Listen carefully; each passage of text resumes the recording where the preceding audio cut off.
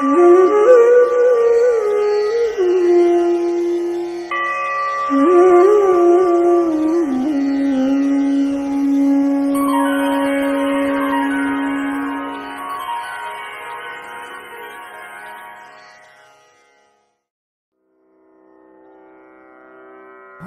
ओम्।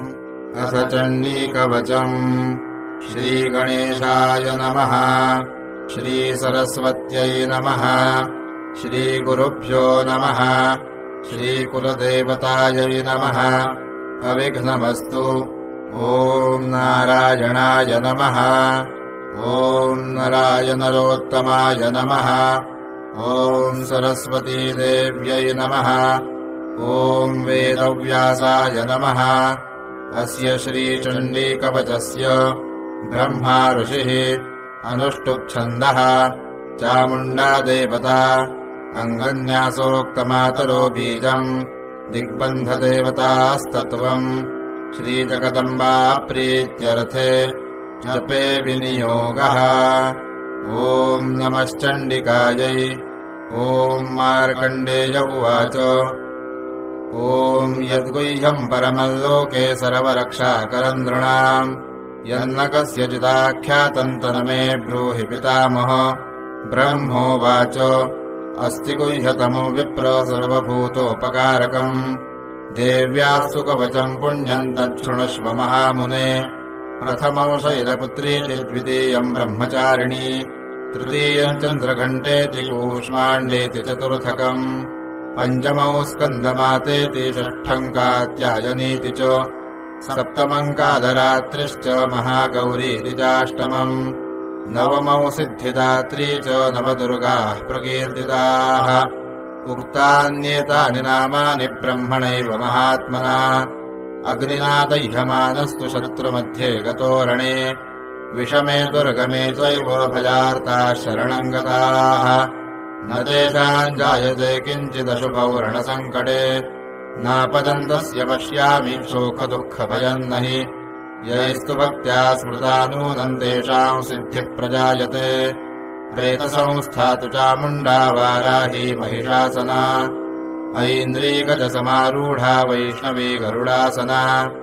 माहेश्वरी वृषारूढा कौमारी शिखिवाहना ब्राह्मी हंससमारूढा सर्वाभरणभूषिता नानाभरणशोभाढ्या नानारत्नोपशोभिताः दृश्यन्ते रथमारूढा देव्यः क्रोधसमाकुलाः शङ्खम् चक्रम् गदाम् शक्तिम् हलम् च मुसलायुधम् खेटकम् तोमरम् चैव परशुम् पाशमेव च कुन्तायुधम् त्रिशूलम् च शारङ्गमायुधमुत्तमम् दैत्यानाम् देहनाशाय भक्तानामभयाय च धारयन्त्यायुधानीत्थम् देवानाम् च हिताय वै महाबले महोत्साहे महाभयविनाशिनि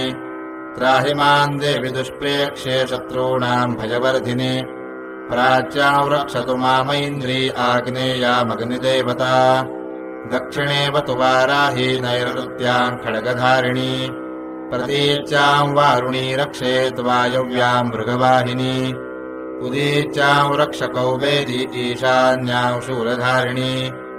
ऊर्ध्वम् ब्रह्माणी मे रक्षेत् ततस्तात् वैष्णवी तथा एवम् दशदिशो रक्षेत् चामुण्डा शववाहना जया मे अकरतस्थातु विजया स्थातु पृष्ठतः अर्चिता वामपार्श्वे तु दक्षिणे चापराजिता शिखाम् मे द्योतिनी रक्षेतु मामूर्धिव्यवस्थिता मालाधरी ललाटे च भ्रुवौ रक्षेद्यशस्विनी त्रिनेत्रा च भ्रुवोर्मध्ये यमघण्टा च नासिके शङ्खिनी चक्षुषोर्मध्ये श्रोत्रयोर्द्वारवासिनी कपोलौ कालिका रक्षेत् कर्णमूले तु शाङ्करी नासिकायां सुगन्धा च उत्तरोष्ठे च चर्चिका अधरे चामृतकला जिह्वायाम् च सरस्वती दन्तान् रक्षतु कौमारी कण्ठमध्ये तु चण्डिका घण्टिकाम् चित्रघण्टा च महामाया च तालुके कामाक्षी चिबुकौ रक्षेत् वाचम् मे सर्वमङ्गला ग्रीवायाम् भद्रकाली च पृष्ठवंशे धनुर्धरी नीलग्रीवा बहिः कण्ठे नलिका नलकूबरी खड्गधारिण्युभौ स्कन्धौ बाहू मे वज्रधारिणी हस्तयोर्दण्डिनी रक्षेदम्बिका चाङ्गुलीस्तथा नखाञ्चूलेश्वरी रक्षेत् कुक्षौ रक्षेन्नलेश्वरी तनौ रक्षेन्महालक्ष्मीर्मनःशोकविनाशिनी हृदये ललिता देवी उदरे शूलधारिणी नाभौ च कामिनी रक्षेद्गुह्यम् गुह्येश्वरी तथा कट्याम् भगवती रक्षेज्जानुनी विन्ध्यवासिनी भूतनाथा च मेढ्रम् मे ऊरू महिषवाहिनी जङ्घे महाबला प्रोक्ता सर्वकामप्रदायिनी गुल्फयोर्नारसिंही च पादौ चामिततेजसी पादाङ्गुली श्रीर्मे रक्षेत्पादाधस्तनवासिनी नखान्दंष्ट्राः कराली च केशांश्चैवोर्ध्वकेशिनी रोमकूपेषु कौबेरी त्वचम् वागीश्वरी तथा रक्तमज्जामसामांसान्यस्थिमेदांसि पार्वती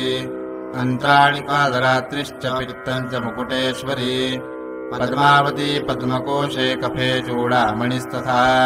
ज्वालामुखी नखज्वाला अभेद्या सर्वसन्धिषु शुक्रम् ब्रह्माणि मे रक्षेच्छायाम् छत्रेश्वरी तथा अहङ्कारम् मनोबुद्धिम् रक्ष मे धर्मचारिणी प्राणापानौ तथा व्यानौ समानौ दानमेव च यशः कीर्तिम् च लक्ष्मीम् च सदा रक्षतु वैष्णवी गोत्रमिन्द्राणि मे रक्षेत्पशून् मे रक्ष चण्डिके पुत्रान् रक्षेन्महालक्ष्मीर्भार्याम् रक्षतु भैरवी मार्गम् क्षेमकरी रक्षेद्विजया सर्वतः स्थिता रक्षाहीनम् तु यत्स्थानौ वरजितम् कवचेन तु तत्सर्वमौ रक्ष मे देवि जयन्ती पापनाशिनी पदमेकम् न गच्छेत्तु यदीच्छेच्छुभमात्मनः कवचेनावृतो नित्यम् यत्र यत्राधिगच्छति तत्र तत्रार्थलाभश्च विजयः सार्वकामिकः यय्यम् कामयते कामम् तम् प्राप्नोति निश्चितम् परमैश्वर्यमतुलम् प्राप्स्यते भूतले पुमान् निर्भयो जायते मर्त्यः सङ्ग्रामेष्वपराजितः त्रैलोक्ये तु भवेत्पूज्यः कवचेनावृतः पुमान् इदम् तु देव्याः कवचम् देवानामपि दुर्लभम् यः पठेत् प्रयतो नित्यम् त्रिसन्ध्यम् शुद्धयान्वितः दैवी कला भवेत्तस्य त्रैलोक्येऽप्यपराजितः जीवेद्वर्षशतम् साकरम् अपमृत्युविवर्जितः नश्यन्ति व्याधयः सर्वे दूता विस्फोटकादयः स्थावरम् जङ्गमम् वापि कृत्रिमम् चापि यद्विषम् आभिचाराणि सर्वाणि मन्त्रयन्त्राणि भूतले भूचराः खेचराश्चैव जलजाश्चोपदेशिकाः सहजाः कुलजामालाः शाकिनी डाकिनी तथा अन्तरिक्षचरा घोरा डाकिन्यश्च महाबलाः ग्रहभूतपिशाचाश्च यक्षगन्धर्वराक्षसाः ब्रह्मराक्षसवेतालाः कूष्माण्डाभैरवादयः नश्यन्ति दर्शनात्तस्य कवचे हृदि संस्थिते मानोन्नतिर्भवेद्राज्ञस्तेजो वृद्धिकरम् परम् यशसा वर्धते सोऽपि कीर्तिमण्डितभूतले जपेत् सप्तशतीम् चण्डीम् कृत्वा तु कवचम् पुरा यावद्भूमण्डलम् धत्ते स शैलवनकाननम् तावत्तिष्ठति मेदिन्याम् सन्ततिः पुत्रपौत्रिकी देहान्ते परमौ स्थानम् यत्सुरैरपि दुर्लभम् प्राप्नोति पुरुषो नित्यम् महामाया प्रसादतः वाराह पुराणे हरिहरब्रह्म विरचितम् देव्याः कवचम् अथ अर्गलास्तोत्रम् अस्य श्री अर्गलास्तोत्रमन्त्रस्य विष्णुरऋषिः अनुष्टुप्छन्दः श्रीमहालक्ष्मीर्देवता श्रीजगदम्बा प्रीतये जपे विनियोगः ॐ नमश्चण्डिकायै ॐ मार्कण्डेय उवाच जयन्ती मङ्गलाकाली भद्रकाली कपालिनी दुर्गा क्षमा शिवा धात्री स्वाहा स्वधा नमोऽस्तु ते मधुकैटभविद्रा विविधातृवरदे नमः रूपम् देहि जयम् देहि यशो देहि द्विषो जहि महिषासुरनिर्णाशो विधातृवरदे नमः रूपम् देहि जयम् देहि यशो देहि द्विषो जहि वन्दिताङ्घ्रियुगे देवि सर्वसौभाग्यदायिनी रूपम् देहि जयम् देहि यशो देहि द्विषो जहि रक्तबीजवधे देवि चण्डमुण्डविनाशिनी रूपम् देहि जयम् देहि यशो देहि द्विषो जहि अचिन्त्यरूपचरिते सर्वशत्रुविनाशिनी रूपम् देहि जयम् देहि यशो देहि द्विषो जहि ततेभ्यः सर्वदा भक्त्या चण्डिके दुरितापहे रूपम् देहि जयम् देहि यशो देहि द्विषो जहि स्तुवद्भ्यो भक्तिपूर्वम् त्वाम् चण्डिके व्याधिनाशिनि रूपम् देहि जयम् देहि यशो देहि द्विषो जहि चण्डिके सततम् ये त्वामरचयन्तीह भक्तितः रूपम् देहि जयम् देहि यशो देहि द्विषो जहि देहि सौभाग्यमारोग्यम् देहि देवि परौ सुखम् रूपम् देहि जयम् देहि यशो देहि द्विषो जहि विधेहि द्विषतान्नाशम् विधेहि बलमुच्चकैः रूपम् देहि जयम् देहि यशो देहि द्विषो जहि विधेहि देवि कल्याणम् विधेहि परमाश्रियम् रूपम् देहि जयम् देहि यशो देहि द्विषो जहि विद्यावन्तम् यशस्वन्तम् लक्ष्मीवन्तम् जनम् कुरु रूपम् देहि जयम् देहि यशो देहि द्विषो जहि प्रचण्डदैत्यदर्पघ्ने चण्डिके प्रणताय मे रूपम् देहि जयम् देहि यशो देहि द्विषो जहि चतुर्भुजे चतुर्वक्त्रसंस्तुते परमेश्वरि रूपम् देहि जयम् देहि यशो देहि द्विषो जहि कृष्णेन संस्तुते देवि शश्वद्भक्त्या त्वमम्बिके रूपम् देहि जयम् देहि यशो देहि द्विषो जहि हिमाचलसुतानाथ संस्तुते परमेश्वरि रूपम् देहि जयम् देहि यशो देहि द्विषो जहि सुरासुरशिरोरत्ननिहृष्टचरणेऽम्बिके रूपम् देहि जयम् देहि यशो देहि द्विषो जहि इन्द्राणीपतिसदभाव पूजिते परमेश्वरि रूपम् देहि जयम् देहि यशो देहि द्विषो जहि देवि भक्तजनोद्दामदत्तानन्दोदयेऽम्बिके रूपम् देहि जयम् देहि यशो देहि द्विषो जहि पुत्रान् देहि धनम् देहि सर्वकामांश्च देहि मे रूपम् देहि जयम् देहि यशो देहि द्विषो जहि पत्नीम् मनोरमाम् देहि मनोवृत्तानुसारिणीम् तारिणीम् दुर्गसंसारसागरस्य कुलोद्भवाम् इदम् स्तोत्रम् पठित्वा तु महास्तोत्रम् पठेन्नरः स तु सप्तशतीसङ्ख्यावरमाप्नोति सम्पदाम् मार्कण्डेयपुराणे अर्गलास्तोत्रम् अथ कीलकम् अस्य श्रीकीलकस्तोत्रमन्त्रस्य शिवऋषिः अनुष्टुप्छन्दः श्रीमहासरस्वती देवता श्रीजगदम्बा प्रीत्यर्थम् जपे विनियोगः ॐ नमश्चण्डिकायै ॐ मार्कण्डेय उवाच विशुद्धज्ञानदेहाय त्रिवेदी दिव्यचक्षुषे श्रेयः प्राप्तिनिमित्ताय नमः सोमार्थधारिणे सर्वमेतद्विनायस्तु मन्त्राणामपि कीलकम् सोऽपि क्षेममवाप्नोति सततम् जाप्य तत्परः सिद्ध्यन्युच्चाटनादीनि वस्तूनि सकलान्यपि एतेन स्तुवता नित्यम् स्तोत्रमात्रेण सिद्ध्यति न मन्त्रो नौषधम् तत्र न किञ्चिदपि विद्यते विना जाप्येन सिद्ध्येत सर्वमुच्चाटनादिकम् समकराण्यपि सिद्ध्यन्ति लोकशङ्कामिमाहरः कृत्वा निमन्त्रयामास सर्वमेवमिदम् शुभम् स्तोत्रम् वै चण्डिकायास्तु तच्च गुह्यम् चकारसः समाप्तिर्न च पुण्यस्य तायथा वन्नियन्त्रणाम् सोऽपि क्षेममवाप्नोति सर्वमेव न संशयः कृष्णायाम् वा चतुर्दश्यामष्टम्याम् वा समाहितः ददाति प्रतिगृह्णाति नान्यथैषा प्रसीदति इत्थम् रूपेण कीलेन महादेवेन कीलितम् यो निष्कीलाम् विधायैनाम् नित्यम् जपति सुस्फुटम् ससिद्धः सगणः सोऽपि गन्धर्वो जायते वने न चैवाप्यटतस्तस्य भयम् क्वापि हि जायते नापमृत्युवशम् याति मृतो मोक्षमवाप्नुयात् ज्ञात्वा प्रारभ्य कुर्वीत इह कुर्वाणो विनश्यति ततो ज्ञात्वैव सम्पन्नमिदम् प्रारभ्यते बुधैः सौभाग्यादिच यत्किञ्चित् दृश्यते ललनाजने तत्सर्वम् तत्प्रसादेन तेन चाप्यविदौ शुभम् शनैस्तु जप्यमानेऽस्मिन् स्तोत्रे सम्पत्तिरुच्चकैः भवत्येव समग्रापि ततः प्रारभ्यमेव तत् ऐश्वर्यम् यत्प्रसादेन सौभाग्यारोग्यसम्पदः शत्रुहानिः परो मोक्षस्तूयते सा न किञ्चनैः भगवत्याः कीलकस्तोत्रम् अथ ध्यानम् खड्गम् च करगदेषु चापपरिघाम् शूलम् भुषुण्डीम् शिरः शङ्खौ सन्धरतीम् करैस्त्रिनयनाौ सर्वाङ्गभूषावृताम् नीलाश्मद्युतिमास्य पाददशकाम् सेवे महाकालिकाम् यामस्तौ स्वपिते हरौ कमलजो हन्तुम् मधुम् कैटभम् अक्षस्रक्परशो गदेषु कुलिशम् पदमन्धनः कुण्डिकाम् दण्डौ शक्तिमसिञ्च चर्मजलजम् घण्टांसुराभाजनम् शूलम् पाशसुदर्शने च दधतीम् हस्तैः प्रवालप्रभाम्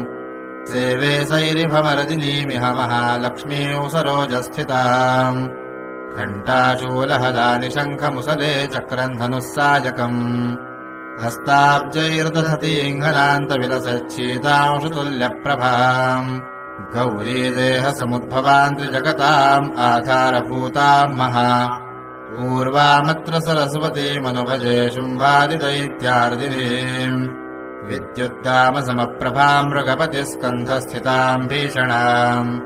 कन्याभिः करवालखेटविलसद्धस्ताभिरासेविताम् हस्तैश्चक्रधरालिखेटविशिकांश्चापम् गुणन्तरजनीम् बिभ्राणामनलात्मिकाम् शशिधराम् दुर्गाम् त्रिनेत्राम् भजे ॐ नमश्चण्डिकायै ॐ ऐं मार्कण्डेय उवाच सावर्णिः सूर्यतनयो यो मनः कथ्यतेष्टमः निशामय तदुत्पत्तिम् विस्तरात् गततो मम महामायानुभावेन यथा मनमन्तराधिपः स बभूव महाभागः सावर्णिस्तनयो रवेः स्वारोचिषेऽन्तरे पूर्वम् चैत्रवंशसमुद्भवः सुरथो नाम राजाभूत्समस्ते क्षितिमण्डले तस्य पालयतः सम्यक् प्रजाः पुत्राणि वौरसान् बभूवुः शत्रवो भूपाः कोलाविध्वंसिनस्तदा तस्य तैरभवद्युद्धमतिप्रबलदण्डिनः न्यूनैरपि सुतैर्युद्धे कोलाविध्वंसिभिर्जितः ततः स्वपरमायातो निजदेशाधिपोऽभवत् आक्रान्तः स महाभागस्तैस्तदा प्रबलारिभिः अमात्यैर्बलिभिर्दुष्टैर्दुर्बलस्य दुरात्मभिः कोशोबलम् चापहृतम् तत्रापि स्वपुरे ततः ततो मृगया व्याजेन हृतस्वाम्यस्य भूपतिः एकाकी हयमारुह्य जगामगहनम् वनम् स तत्राश्रमवद्राक्षी द्विजवर्यस्य मेधसः प्रशान्तश्वापदाकीर्णम् मुनिशिष्योपशोभितम् तस्थौ कञ्चित्सकालम् च मुनिना तेन सत्कृतः इतश्चेतश्च विचरंस्तस्मिन् मुनिवराश्रमे सोचिन्तयत्तदा तत्र ममत्वाकृष्टमानसः मत्पूर्वैः पालितम् पूर्वम् मया हीनम् पुरम् हि तत् मद्भृत्यैस्तैरसद्वृत्तैर्धर्मतः पाल्यते न वा न जाने स प्रधानो मे शूरो हस्ति सदा मदः मम वैरिवशय्यातः कान् भोगानुपलप्स्यते ये ममानुगता नित्यम् प्रसादधनभोजनैः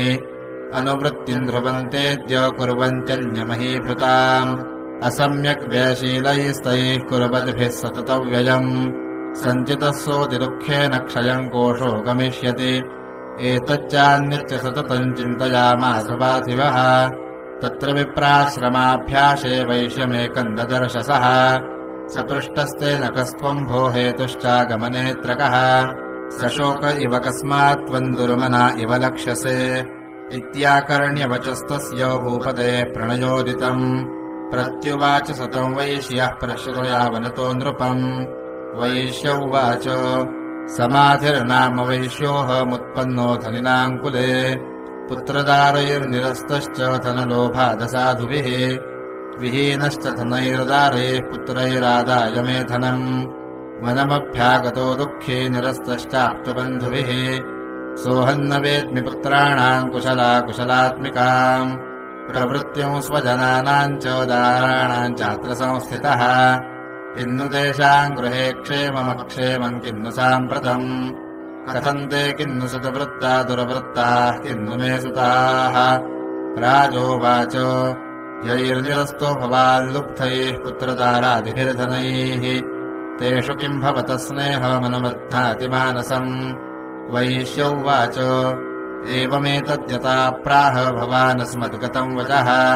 किम् करोमि न बध्नाति मम निष्ठुरताम् मनः यैः सन्त्यज्य पितृस्नेहम् धनलुब्धैर्निराकृतः पतिस्वजनहार्दम् च हार्दितेष्वेव मे मनः किमेतन्नाभिजानामि जानन्नपि महामते यत्प्रेम प्रवणम् चित्तम् विगुणेष्वपि बन्धुषु तेषाम् कृते मे निःश्वासो दौर्मनस्यम् च जायते करोमि कियन्न मनस्तेष्वप्रीतिषु निष्ठुरम् मार्कण्डेय उवाच ततस्तौ सहितौ विप्रोतम् मुनिौ समुपस्थितौ समाधिर्नाम वैश्योऽसौ स च पार्थिवसत्तमः कृत्वा तौ यथा न्यायम् यथार्हन्तेन संविदम् उपविष्टौ कथाः काश्चिच्चक्रतुर्वैश्यपार्थिवौ राजोवाच भगवंस्त्वामहम् प्रष्टुम् इच्छाम्येकम् वदस्व तत् दुःखाय जनमे मनसः स्वचित्तायत्तताम् विना मम त्वम् गतराज्यस्य राज्याङ्गेष्वखिलेष्वपि जानतोऽपि यथाज्ञस्य किमेतनमुनिसत्तम अयम् च निकृतः पुत्रैर्दारैर्भृत्यैस्तथोज्झितः स्वजनेन च सन्त्यक्तस्तेषु हार्दी तथाप्यति एवमेष रताहम् च त्वावप्यत्यन्तरुत्थितौ दृष्टदोषेऽपि विषये मम त्वाकृष्टमानसौ तत्किमेतनमहाभागो यनमोहो ज्ञानिनोरपि ममाश्रित भवत्येषा विवेकान्धस्य मूढता ऋषिरुवाच ज्ञानमस्ति समस्तस्य जन्तोर्विषयगोचरे विषयाश्च महाभागो यान्ति चैवम् पृथक् पृथक् दिवान्धाः प्राणिनः केचिद्रात्राबन्धास्तथा परे केचिद्दिवा तथा रात्रौ प्राणिनस्तुल्यदृष्टयः ज्ञानिनो मनुजाः सत्यम् किन्नु तेन हि केवलम् यतो हि ज्ञानिनः सर्वे पशुपक्षिमृगादयः ज्ञानम् च तन्मनुष्याणाम् यत्तेषाम् मृगपक्षिणाम् मनुष्याणाम् च यत्तेषाम् तुल्यमन्यत्तथोभयोः ज्ञानेऽपि सति पश्यैतान् पतङ्गान् छावचञ्चुषु कणमोक्षादृतान् मोहात् पीड्यमानानपि क्षुधा मानुषामृजव्याघ्रसाभिलाषा सुतान् प्रति लोभात् प्रत्युपकाराय न निवेतान् किन्न पश्यसि तथापि ममतावर्ते मोहगर्ते निपातिताः महामायाप्रभावेण संसारस्थितिकारिणा तन्नात्र विस्मयः कार्यो योगनिद्रा जगत्पतेः महामाया हरेश्चैषा तया सम्मोह्यते जगत् ज्ञानिनामपि चेतांसि देवी भगवती हि सा बलादाकृष्यमोहाय महामाया प्रयच्छति तया विसृज्यते विश्वम् जगदेतच्चराचरम् सैषा प्रसन्ना वरदा नृणाम् भवति मुक्तये सा विद्या परमा मुक्तेर्हेतुभूता सनातनी संसारबन्धहेतुश्च सैव सर्वेश्वरेश्वरी राजोवाच भगवन् का हि सा देवी महामायेति याम् भवान् ब्रवीति कथमुत्पन्ना सा कर्मास्याश्च किन्द्विज यत्प्रभावा च सा देवी यत्स्वरूपा यदुद्भवा तत्सर्वम् श्रोतुमिच्छामि त्वत्तो ब्रह्मविदाम् वर ऋषिरुवाच नित्यैव सा जगन्मूर्तिस्तया सर्वमिदम् ततम् तथापि तत्समुत्पत्तिर्बहुधा श्रूयताम् मम देवानाम् कार्यसिद्ध्यर्थमाविर्भवति सा यदा उत्पन्नेति तदा लोके सा नित्याप्यभिधीयते योगनिद्रा यदा विष्णुर्जगत्ते कारणवीकृते आस्तीर्यशेषमभजत्कल्पान्ते भगवान् प्रभुः तदा द्वावसुरौ घोरौ विख्यातौ मधुकैटभौ विष्णुकर्णमलोद्भूतौ हन्तुम् ब्रह्माणमुद्यतौ सनाभिकमले विष्णोः स्थितो ब्रह्मा प्रजापतिः दृष्ट्वा तावसुरौ चोग्रौ प्रसुप्तम् च जनार्दनम् तुष्टावयोगनिद्रान्तामेकाग्रहृदय स्थितः विबोधनार्थाय हरेर्हरिनेत्रकृतालयाम् विश्वेश्वरीम् जगत्धात्रीम् श्रुतिसंहारकारिणीम् निद्राम् भगवतीम् विष्णोरतुलाम् तेजसः प्रभुः ब्रह्मोवाच त्वम् स्वाहा त्वम् स्वधा त्वम् हि वषट्कारस्वरात्मिका सुधा त्वमक्षरे नित्ये त्रिधा मात्रात्मिका स्थिता अर्धमात्रा स्थिता नित्यायानुच्चार्या विशेषतः त्वमेव सन्ध्या सावित्री त्वम् देवि जननी परा त्वयैतत्धार्यते विश्वम् त्वयैतत्सृज्यते जगत् त्वयैतत्पाल्यते देवि त्वमत्स्यन्ते च सर्वदा विसृष्टौ सृष्टिरूपा त्वम् स्थितिरूपा च पालने तथा संहृतिरूपान्ते जगतोऽस्य जगन्मये महाविद्या महामाया महामेधा महास्मृतिः महामोहा च भवती महादेवी महेश्वरी प्रकृतिस्त्वम् च सर्वस्य गुणत्रयविभाविनी कालरात्रिरमहारात्रिरमोहरात्रिश्च दारुणा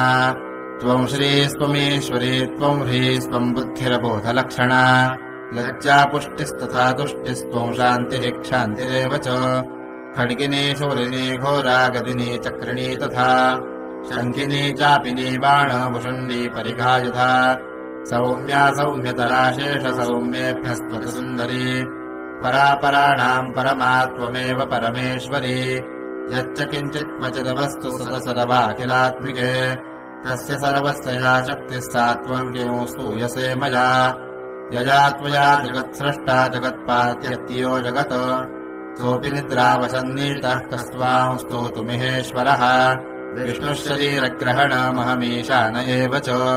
कारितास्ते तोतस्त्वाम् कस्तोतुम् शक्तिमान् भवेत् सा त्वमित्थम् प्रभावैः स्वैरुदारैर्देवि संस्तुता मोहयैत उदुराधर्षा वसुरौ मधुकैटभौ प्रबोधम् च जगत्स्वामी नीयतामच्युतो लघु बोधश्च क्रियतामस्य हन्तुमेतौ महासुरौ ऋषिरुवाच एवं स्तुता तदा देवी तामसी तत्र वेधसा विष्णोः प्रबोधनार्थाय निहन्तुम् मधुकैटभौ नेत्रास्य नासिका बाहुहृदयेभ्यस्तथोरसः निर्गम्यदर्शनेतस्थौ ब्रह्मणो व्यक्तजनमनः उत्तस्थौ च जगन्नाथस्तया मुक्तो जनार्दनः एकार्णवे हि शयनात् ततः स ददृशे च तौ मधुकैटभौ दुरात्मानावतिवीर्यपराक्रमौ क्रोधरक्ते क्षणावत्तुम् ब्रह्माणम् जनितोद्यमौ समुत्थाय तुतस्ताभ्यायुयुधे भगवान् हरिः पञ्चवर्षसहस्राणि बाहुप्रहरणो विभुः तावप्यतिबलोन्मत्तौ महामाया विमोहितौ उक्तवन्तौ गरोस्मत्तो व्रियतामिति केशवम् श्रीभगवानुवाच भवेतामद्य मे तुष्टौ मम वध्या उभावपि किमन्येन वरेणात्र एतावद्धिव्रतम् मया ऋषिरुवाच वञ्चिताभ्यामिति तदा सर्वमापोमयम् जगत् विलोक्यताभ्याम् गदितो भगवान् कमले क्षणः आवाञ्जहि न यत्रोर्वी सलिलेन परिप्लुता ऋषिरुवाच तथेत्युक्त्वा भगवता शङ्खचकरगदाभृता कृत्वा चक्रेण वैच्छिन्ने जघने शिरसि तयोः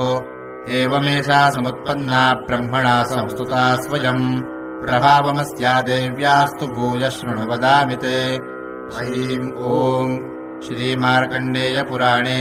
देवी महात्म्ये प्रथमः ॐ ह्रीं ऋषिरुवाच देवासुरमवोत्युत्थम् पूर्णमनुदशतम् पुरा महिषेऽसुराणामधिपे देवानाम् च पुरन्दरे तत्रासुरैर्महावीर्यैर्देवसैन्यम् पराजितम् जित्वा च सकलान् देवानिन्द्रो भून्महिषासुरः ततः पराजिता देवाः पद्मयोनिम् प्रजापतिम् पुरस्कृत्य गतास्तत्र यत्रे च गरुडध्वजौ यथा वृत्तम् तयोस्तद्वन्महिषासुरचेष्टितम् त्रिदशाः कथयामासुरदेवाभिभवविस्तरम् सूर्येन्द्राग्निरेन्दूना यमस्य वरुणस्य च अन्येषाम् चाधिकारान् स स्वयमेवाधितिष्ठति त्वरगान् निराकृताः सर्वे तेन देवगणा भुवि विचरन्ति यथा मर्त्या महिषेण दुरात्मना एतदवः कथितम् सर्वममरारिविचेष्टितम् शरणम् च प्रपन्नास्मो वधस्तस्य विचिन्त्यताम् इत्थम् निशम्य देवानाम् वचांसि मधुसूदनः चकारकोपौ शम्भुश्च भ्रुकुटीकुटिलाननौ ततोऽतिकोपपूर्णस्य चक्रिणो वदनात्ततः निश्चक्राम महत्तेजो ब्रह्मणः शङ्करस्य च अन्येषाम् च इव देवानाम् शक्रादीनाम् शरीरतः निर्गतौ सुमहत्तेजस्तच्चैक्यौ समगच्छत अतीव तेजसः कूटम् ज्वलन्तमिव पर्वतम् ददृशुस्ते सुरास्तत्र ज्वालाव्याप्तदिगन्तरम् अतुलम् तत्र तत्तेजः सर्वदेव शरीरजम् एकस्थम् तदभून्नारी व्याप्तलोकत्रयम् द्विषा यदभूच्छाम् भवन् तेजस्तेनाजायत तन्मुखम् याम्येन चाभवन् केशा बाहवो विष्णुतेजसा सौम्येन स्तनयोर्युग्मम् मध्यम् च इन्द्रेण चाभवत् वारुणेन च जम्भोरोनितम्बस्तेजसा भुवः ब्रह्मणस्तेजसा पादौ तदङ्गुल्योऽर्कतेजसा वसूनाम् च कराङ्गुल्यः कौबेरेण च नासिका तस्यास्तु दन्ताः सम्भूताः प्राजापत्येन तेजसा नयनत्रतयम् जत्ने तथा पावकतेजसा भ्रुवौ च सन्धयोस्तेजः श्रवणावनिलस्य च अन्येषाम् च इव देवानाम् सम्भवस्तेजसाम् शिवा ततः समस्तदेवानाम् तेजोराशिसमुद्भवाम् ताम् विलोक्य मुदम् प्रापुरमरा महिषार्दिताः ततो देवा ददुस्तस्यै स्वानि स्वान्यायुधानि च शूलम् शूलाद्विनिष्कृष्य ददौ तस्यै पिनाकधृक् चक्रम् च दत्तवान् कृष्णः समुत्पाट्य स्वचक्रतः शङ्खम् च वरुणः शक्तिम् ददौ तस्यै हुतासनः मारुतो दत्तवांश्चापम् बाणपूर्णे तथेषुधि वज्रमिन्द्रः समुत्पाट्य कुलशादमराधिपः ददौ तस्यै सहस्राक्षो घण्टामयिरावदादिगदात् कालदण्डाद्यमोदण्डम् पाशञ्जाम्बुपतिर्ददौ प्रजापतिश्चाक्षमालान् ददौ ब्रह्माकमण्डलम् समस्तरोमकूपेषु निजरश्मीन् दिवाकरः कालश्च दत्तवान् खड्गम् तस्यै चरम च निर्मलम् क्षीरोदश्चामलम् हारमजरे च तथाम्बरे चूडामणिम् तथा दिव्यम् कुण्डले कटकानि च अर्धचन्द्रम् तथा शुभ्रम् केजूरान् सर्वबाहुषु नूपुरो विमलौ तद्वद्ग्रैवेयकमनुत्तमम् अङ्गुलीयकरत्नानि समस्तास्वङ्गुलीषु च विश्वकर्मा ददौ तस्यै परशम् चान्दिनिर्मलम् अस्त्राण्यनेकरूपाणि तथा भेद्यम् च दौशनम् अमलान् पङ्कजाम् मालाम् शिरस्युरसि चापराम् अदतज्जलधिस्तस्यै पङ्कजम् चातिशोभनम् हिमवान्वाहनौ सिंहौ रत्नानि विविधानि च तदावशून्यौ सुरजापानपात्रम् धनाधिपः शेषश्च सर्वनागेशो महामणिविभूषितम् नागहारम् ददौ तस्यै धत्तेजः पृथिवीमिमाम् अन्यैरपि सुरैर्देवी भूषणैरायुधैस्तथा सम्मानिता ननादोच्चैः साट्टः सम्मुहुर्मुहुः तस्यानादेन घोरेण गृत्थमापूरितम् नभः अमायतातिमहता प्रतिशब्दो महानभूत् चुक्षुभुः सकलालोकाः समुद्राश्च च कम्पिरे चचालवसुधा चेलुः सकलाश्च महीधराः जयेति देवाश्च मुदा तामूचुस्युमवाहिनीम् तुष्टुपुर्मुनयश्चैनाम् भक्तिनम्रात्ममूर्तयः दृष्ट्वा समस्तौ संक्षुब्धम् त्रैलोक्यममरारयः सन्नद्धा किल सैन्यास्ते समुत्तस्थुरुदायुधाः किमेतदिति क्रोधादाभाश्च महिषासुरः अभ्यदावततौ शब्दमशेषैरसुरैर्वृतः स ददर्श ततो देवीम् व्याप्तलोकत्रयान्त्विषा पादाक्रान्त्यानतभुवम् किरीटोल्लिखिताम्बराम् शोभिताशेषपातालान् धनुर्जानिस्वनेन ताम् दिशो भुजसहस्रेण समन्ताद्व्याप्य संस्थिताम्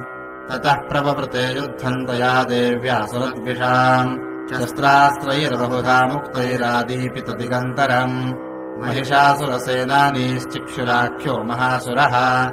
युयुधे चामरश्चान्यैश्चतुरङ्गबलान्वितः रथानामयुतैः षड्भिरुदग्राख्यो महासुरः अयुध्यतायुतानाम् च सहस्रेण महाहनुः 50 नियुतैरसिलो महासुरः अयुतानाम् शतैः षड्भिर्बाष्कलो युयुधे रणे गजवाजिसहस्रौघैरनेकैः परिवारितः ऋतो रथानाम् कोट्या च युध्ये तस्मिन्न युध्यत बिडालाख्यो युतानाम् च 50 युयुधे संयुगे तत्र रथानाम् परिवारितः अन्ये च तत्रायुतशो रथनागहयैर्वृताः युयुधः संयुगे देव्या सह तत्र महासुराः कोटिकोटिसहस्रैस्तु रथानाम् दन्तिनाम् तथा हयानाम् च वृतो युद्धे तत्राभून्महिषासुरः तोमरैर्भिन्दिपालैश्च शक्तिभिर्मुसलैस्तथा युयुधः संयुगे देव्या खड्गैः परशुपट्टिशैः केचिच्च चिक्षिपुः शक्तिः केचित् पाशांस्तथा परे देवीम् खड्गप्रहारैस्तु तेताम् हन्तुम् प्रचक्रमुः सापि देवी ततस्तानि शस्त्राण्यस्त्राणि चण्डिका धीरैव प्रतिच्छेद निजशस्त्रास्त्रवर्षिणी अनायस्तानना देवी स्तूयमाना सुरर्षिभिः मुमोचासुरदेहेषु शस्त्राण्यस्त्राणि चेश्वरी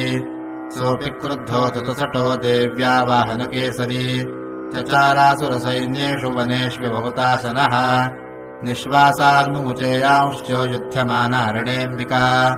त एव सद्यः सम्भूता गणाः शतसहस्रशः युयुधुस्ते परशुभिरभिन्दिपालासि पट्टिशयैः नाशयन्तो सुरगणान् देवी शक्त्युपबृंहिताः अवादयन्तपटहान् गणाः शङ्खांस्तथा परे मृदङ्गांश तथैवान्ये तस्मिन्युत्थमहोत्सवे ततो देवी त्रिशूलेन गदया शक्तिरष्टिभिः खड्गादिभिश्च शतशो निजघानमहासुरान् पातयामास चैवान्यान् घण्टास्वनविमोहितान् असुरान् भुवि पाशेन बद्धवाचान्यानकर्षयत् केचिद्विधा कृतास्तीक्ष्णैः खड्गपातैस्तथा परे विपोथितानि पातेन गतया भुवि शेरते वेमुश्च केचित्कृथिरम् मुसलेन भृशंहताः केचिन्निपतता भूमौ भिन्नाः शूलेन वक्षसि निरन्तराः शरौघेण कृताः केचित्तृणाजिरे सेनानुकारिणः प्राणान् मुमुचुस्त्रिदशार्दनाः केषाञ्चिदबाहवश्छिन्नाश्छिन्नग्रीवास्तथा परे शिरांसि पेतुरन्येषामन्ये मध्ये विदारिताः विच्छिन्नजङ्घास्वपरे पेतुरुरव्याम् महासुराः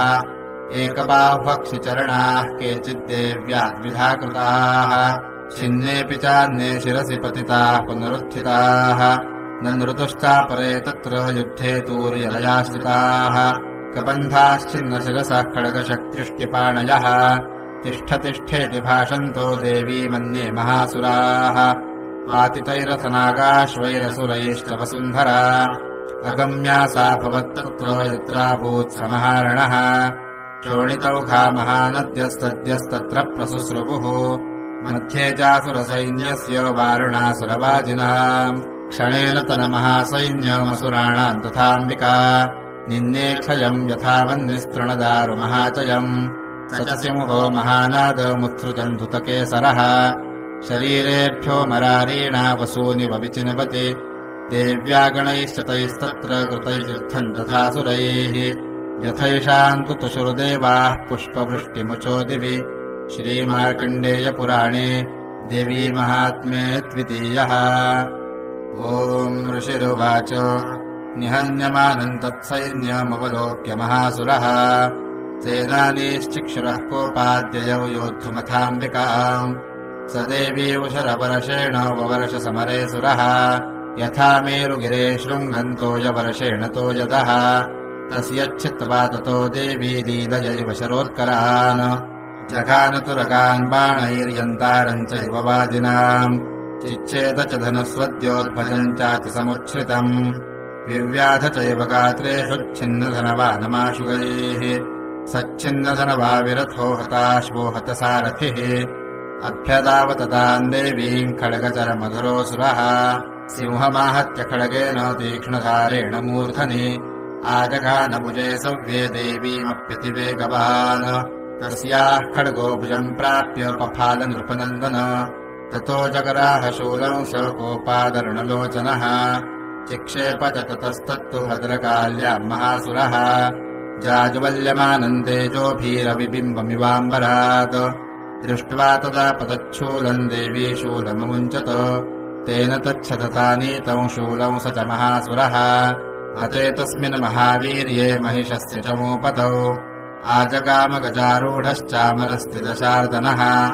सोऽपि शक्तिम् मुमोचाथ देव्यास्तामम्बिकाधृतम् हुङ्काराभिहताम् भूमौ पातयामास निष्प्रभाम् भग्नाौ शक्तिम् निपतिताम् दृष्ट्वा क्रोधसमन्वितः चिक्षेप चामरशूलम् बाणैस्तदपि साक्षिणत ततः सिंहः समुत्पत्य गजकुम्भान्तरे स्थितः बाहुयुद्धेन युयुधे तेनोच्चैस्थितशारिणा युध्यमानौ ततस्तौ तु तस्मान्नागान्महीम् गतौ युयुधातेति सौरब्धौ प्रहारैरतिदारुणैः ततो वेगात्मुत्पत्य निपत्य च मृगारिणा करप्रहारेण शिरश्चामरस्य पृथक् कृतम् उदकरशरणे देव्या शिलावृक्षादिभिर्हतः दन्तमुष्टितलैश्चैव करालश्च निपातितः देवी क्रुद्धा गता पातैश्चूर्णयामास चोद्धतम् बाष्कलम् भिन्दिपादेन बाणैस्ताम्रम् तथान्धकम् उग्रास्य मुकरवीर्यम् च तथैव च महाहनुम् त्रिनेत्रा च त्रिशूलेन जघान परमेश्वरी बिडालस्यासि नाकायात् पातयामास वै शिरः दुर्धरम् दुर्मुखम् चोभौ शरैर्निन्येयमक्षयम् एवं सङ्क्षीयमाणे तु स्वसैन्ये महिषासुरः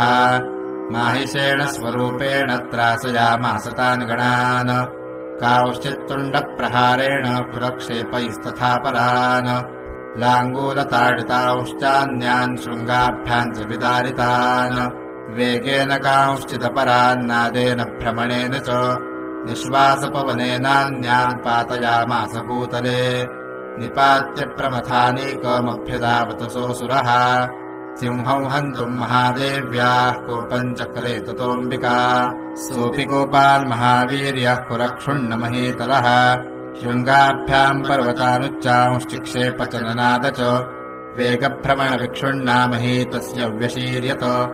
लाङ्गूलेनाहतश्चाब्धिः प्लावयामास सर्वतः धृतशृङ्गविभिन्नाश्च खण्डम् खण्डय्ययुर्घनाः श्वासानिलास्ता शतशो निपेतुर्नभसोचलाः यति क्रोधसमात्मातमापतन्तम् महासुरम् दृष्ट्वा सा चण्डिका कोपम् तदवधाय तदाकरोत् साक्षिप्त्वा तस्य वैपाशन्तम् बबन्ध महासुरम् तत्याजमाहिषौ रूपम् सोऽपि बद्धो महामृधे ततः सिंहो भवत्सद्यो यावत्तस्याम्बिका शिरः चिनत्ति तावत्पुरुषः खड्गपाणिरदृश्यत तत एवाशु पुरुषम् देवी चिच्छेदसायकैः तम् खड्गचरमणा सार्धम् ततः सोऽभून्महागजः करेण च महासिंहम् तम् च करश जगरज च करशतस्तु करम् देवी खड्गेन निरक्रन्तत ततो महासुरो भूयो माहिषम् वपुरास्थितः तथैव क्षोभयामास त्रैलोक्यौ सचराचरम् ततः क्रुद्धादिकर्माता चण्डिकापानमुत्तमम् पपौ पुनः पुनश्चैव जहासारुणलोचना ननर्दचासुरः सोऽपि बलवीर्यमदोत्थतः विषाणाभ्याम् च चिक्षेप चण्डिकाम् प्रतिभूधरान् सा च तान् प्रहितांस्तेन चूर्णयन्ती शरोत्करैः उवाच तम् मदोद्धूतमुखरागाकुलाक्षरम् देव्युवाच गरज गरज क्षणम् मूढ मधु यावत् पिबाम्यहम् मया त्वयि हतेऽत्रैव गर्जिष्यन्त्याशु देवताः ऋषिरुवाच एवमुक्त्वा समुत्पत्य सारूढा तम् महासुरम् पादेनाक्रम्य कण्ठे च शूलैनैनमताडयत ततः सोऽपि पदाक्रान्तस्तया निजमुखात्तदा अर्धनिष्कान्त एवासीत् देव्या वीर्येण संवृतः अर्धनिष्कान्त एवासौ युध्यमानो महासुरः तया महासिना देव्या शिरश्चित्वा निपातितः ततो हाहाकृतौ सरबन्धैत्यसैन्यन्ननाशतत प्रहर्षम् च परम् जग्मुः सकला देवतागणाः तुष्टुपुस्ताम् सदा देवीं सह दिव्यैर्महर्षिभिः जगुर्गन्धर्वपतयो न नृतुश्चाप्सरो गणाः श्रीमार्कण्डेयपुराणे देवी महात्म्ये तृतीयः। ॐ ऋषिरुवाच शक्रादयः सुरगणा निहतेति वीर्ये तस्मिन्नुरात्मनि सुराजपदे च देव्या तान् तुष्टुवः प्रणतिनम्रशिरोधरांसा वाग्भिः प्रहर्ष पुलकोद्गमचारुदेहाः देव्या जयात तमिदम् जगदात्मशक्त्या निःशेषदेवगणशक्तिसमूहमूर्त्या तामम्बिकामखिल देवमहर्षिपूज्याम् अभक्त्या स्म विदधातु शुभानि सानः यस्याः प्रभावमतुलम् भगवाननन्तो ब्रह्माहरश्च न हि वक्तुमलम् बलम् च सा चण्डिकाखिल जगत्परिपालनाय नाशाय चाशुभभयस्य मतिम् करोतु या श्रीस्वयम् सुकृतिनाम् भवनेषु लक्ष्मीः पापात्मनाम् कृतधियाम् हृदयेषु बुद्धिः श्रद्धा सुताम् कृतजनप्रभवस्य लज्जा ताम् त्वान्नता स्म परिपालय देवि विश्वम् किम् वर्णयाम तव रूपमचिन्त्यमेतत् किञ्चातिवीर्यमसुरक्षयकारि भूरि किञ्चाहवेषु चरितानि तवातियानि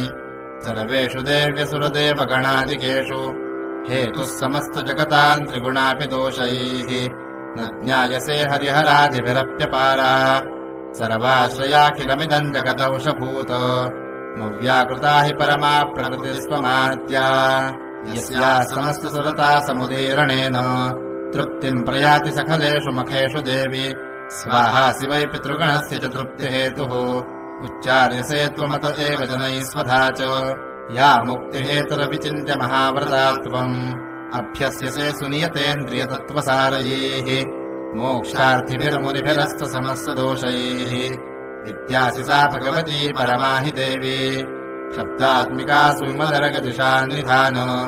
मुद्गीतरम्यपदपाठवताञ्जसाम्नाम् देवि त्रयी भगवती भवभावनाय वार्तासि सर्वजगताम् परमातिहन्त्री मेधासि देवि विदिताखिलशास्त्रसारा दुर्गासि दुर्गभवसागरनौरसङ्गा श्रीष्कैटभारिहृदयैककृतादिवासा गौरित्वमेव शशिमौलिकृतप्रतिष्ठा ईषत्सहासममलम् परिपूर्णचन्द्र बिम्बानुकारिकनकोत्तमकान्तिकान्तम् अत्यद्भुतम् प्रहृतमात्तरुषा तथापि वक्त्रम् विलोक्य सहसा महिषासुरेण दृष्ट्वा तु देवि कुपितम् भ्रुकुटीकराद मुद्यच्छशाङ्कसदृशच्छवियन्न सद्यः प्राणान्मुमोच महिषस्तरतीव चित्रम् कैर्जीव्यते हि कुपितान्तकदर्शनेन देवि प्रसीद परमा भवती भवाय सद्यो विनाशयसि कोपवती कुलानि विज्ञातमेतदनुमेव यतस्तमेतम् नीतम् बलौ सुविपुलम् महिषासुरस्य ते सम्मता जनपदेषु धनानि तेषाम् तेषा यशांसि बन्धुवर्गः धन्यास्त एव निभृतात्मरजवृत्यदारा येषाम् सदाभ्युदयधा भवति प्रसन्ना धर्म्याणि देवि सकलानि सदैव कर्माण्यत्यादृतः प्रतिदिनौ सुकृते करोति स्वर्गम् प्रयाति श्रुतो भवति प्रसादात् लोकत्रयेऽपि फलदानुदेवि तेन दुर्गे स्मृता हरसि भीतिमशेषजन्तोः स्वस्थैः स्मृता मतिमतीव शुभान् ददासि दारिद्र्यदुःखभयहारिणिका त्वदन्या सर्वोपकारकरणाय सुदारदचित्ता एभिर्हतैर्जगतुपैति सुखम् तथैते कुर्वन्तु नाम नरकाय चिराय पापम् सङ्ग्राममृत्युमधिगम्य दिवम् प्रयान्तु मतवेति नूनमहितानि विनिहंसि देवि दृष्ट्वैव किन्न भवते प्रकरोति भस्म सर्वासुरा नरेषु यत्प्रहिणोषि शस्त्रम् लोकान् प्रयान्ति रिपवोऽपि हि शस्त्रपूता इत्थम् मतिर्भवति तेषु वहितेषु साध्वी खड्गप्रभानिकरविस्फुरणैस्तथोग्रैः शूलाग्रकान्तिनवहेन दृशोऽसुराणाम्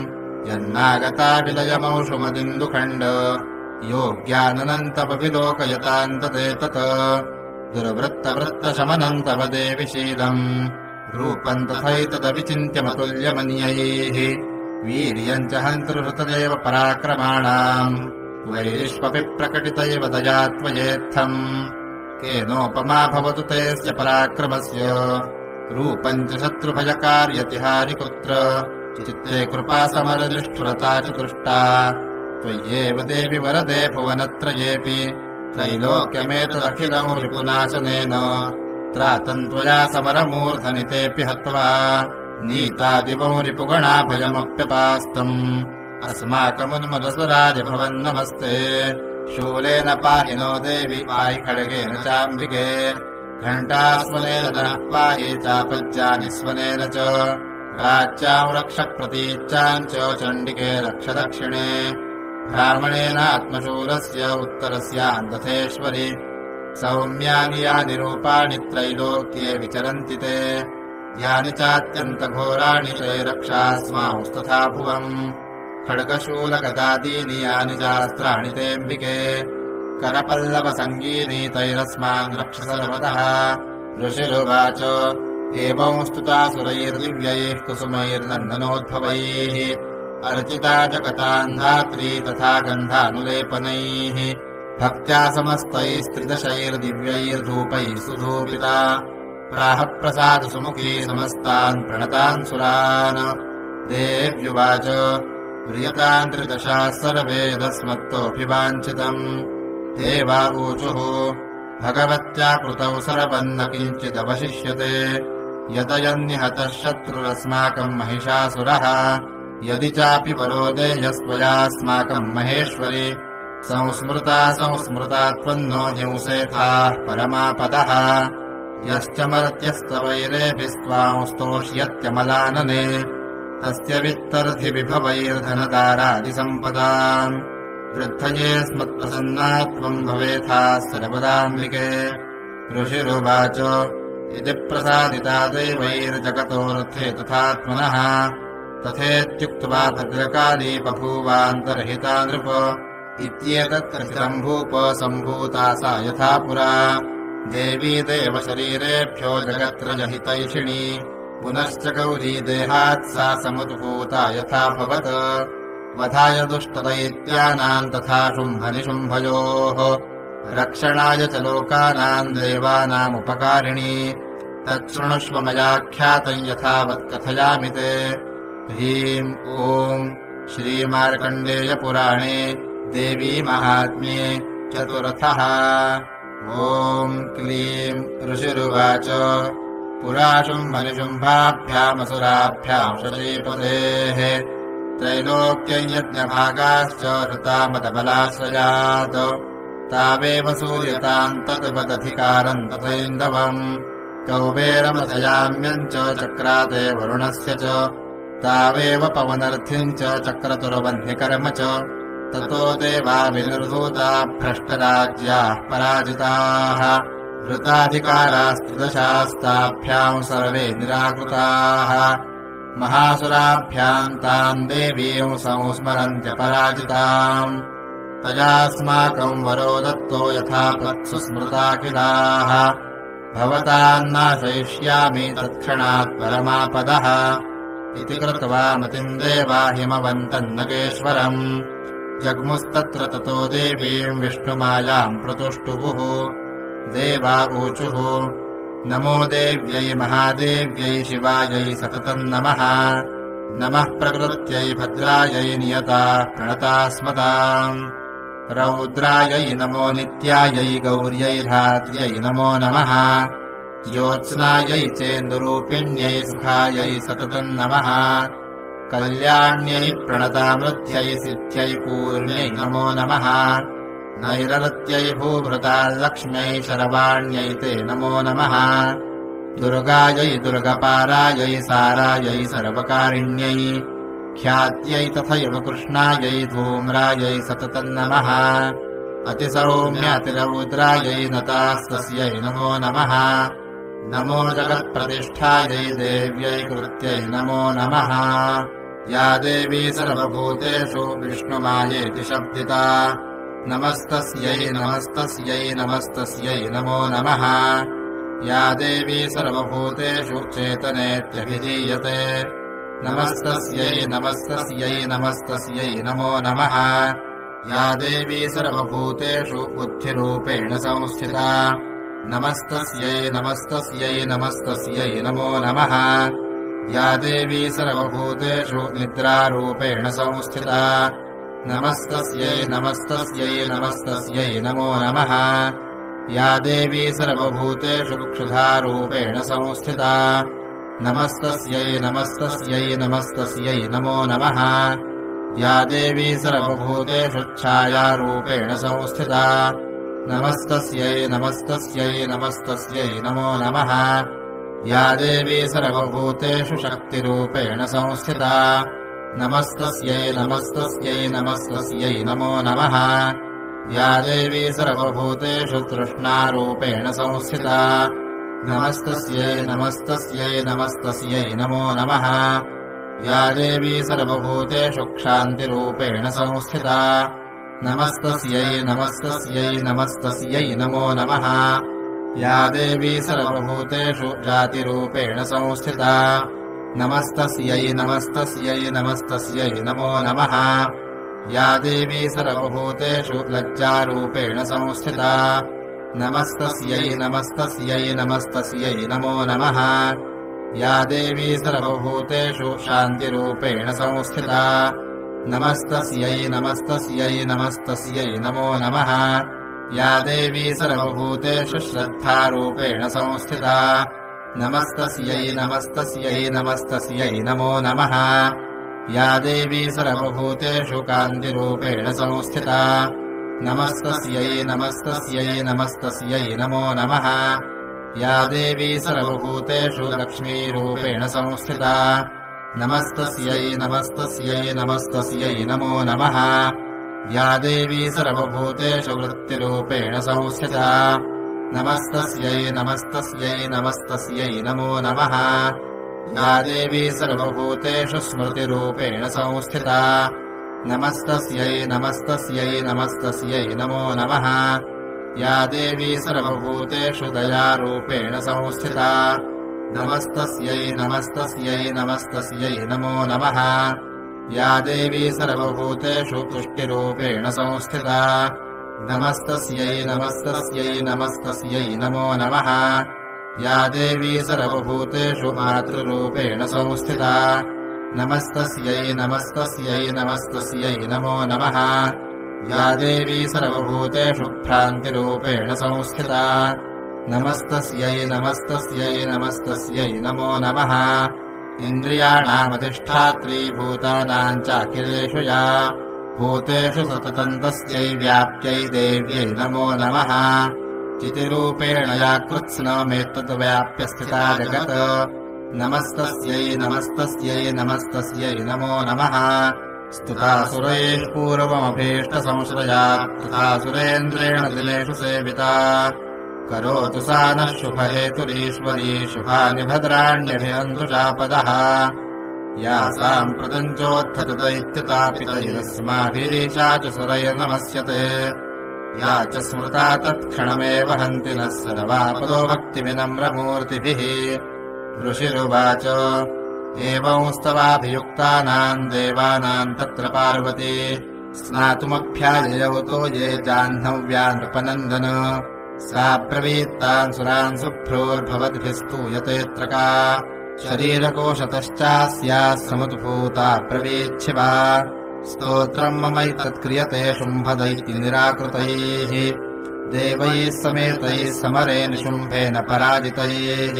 शरीरकोशाद्यत्तस्याः पार्वत्या निःसृताम्बिका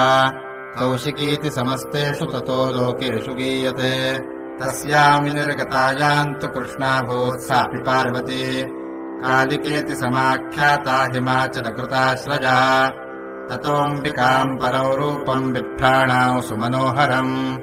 ददरसचण्डो मुण्डश्च भृत्यौ शुम्भनिशुम्भयोः ताभ्याौ शुम्भाय चाख्याता सातीव सुमनोहरा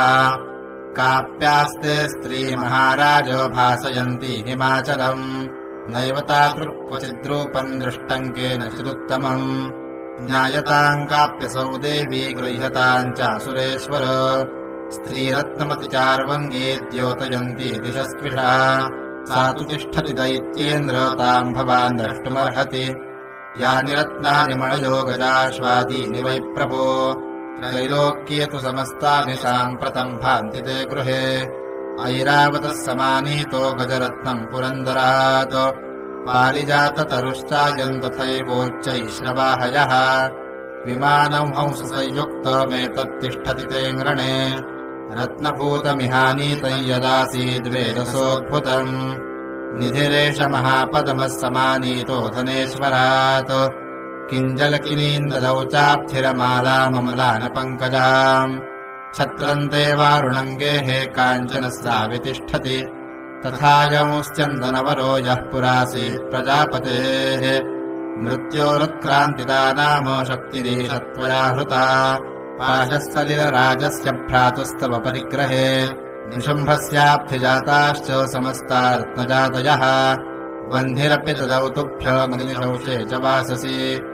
एवम् दैत्येन्द्ररत्नानि समस्तान्याहृतानि ते स्त्रीरत्नमेषा कल्याणी त्वया कस्मान्न गृह्यते ऋषिरुवाच निशम्येति वचः शुम्भः सतता चण्डमुण्डयोः प्रेषयामास सुग्रीवम् दूतम् देव्या महासुरम् इति चेति च वक्तव्या सा गत्वा वचनान् मम यथा चाभ्येति सम्प्रीत्या तथा कार्यम् त्वया लघु स तत्र गत्वा यत्रास्ते शैलोद्देशेति शोभने ताम् च देवीम् ततः प्राह श्लक्ष्णम् मधुरया गिरा दूत उवाच देवि दैत्येश्वरः शुम्भस्त्रैलोक्ये परमेश्वरः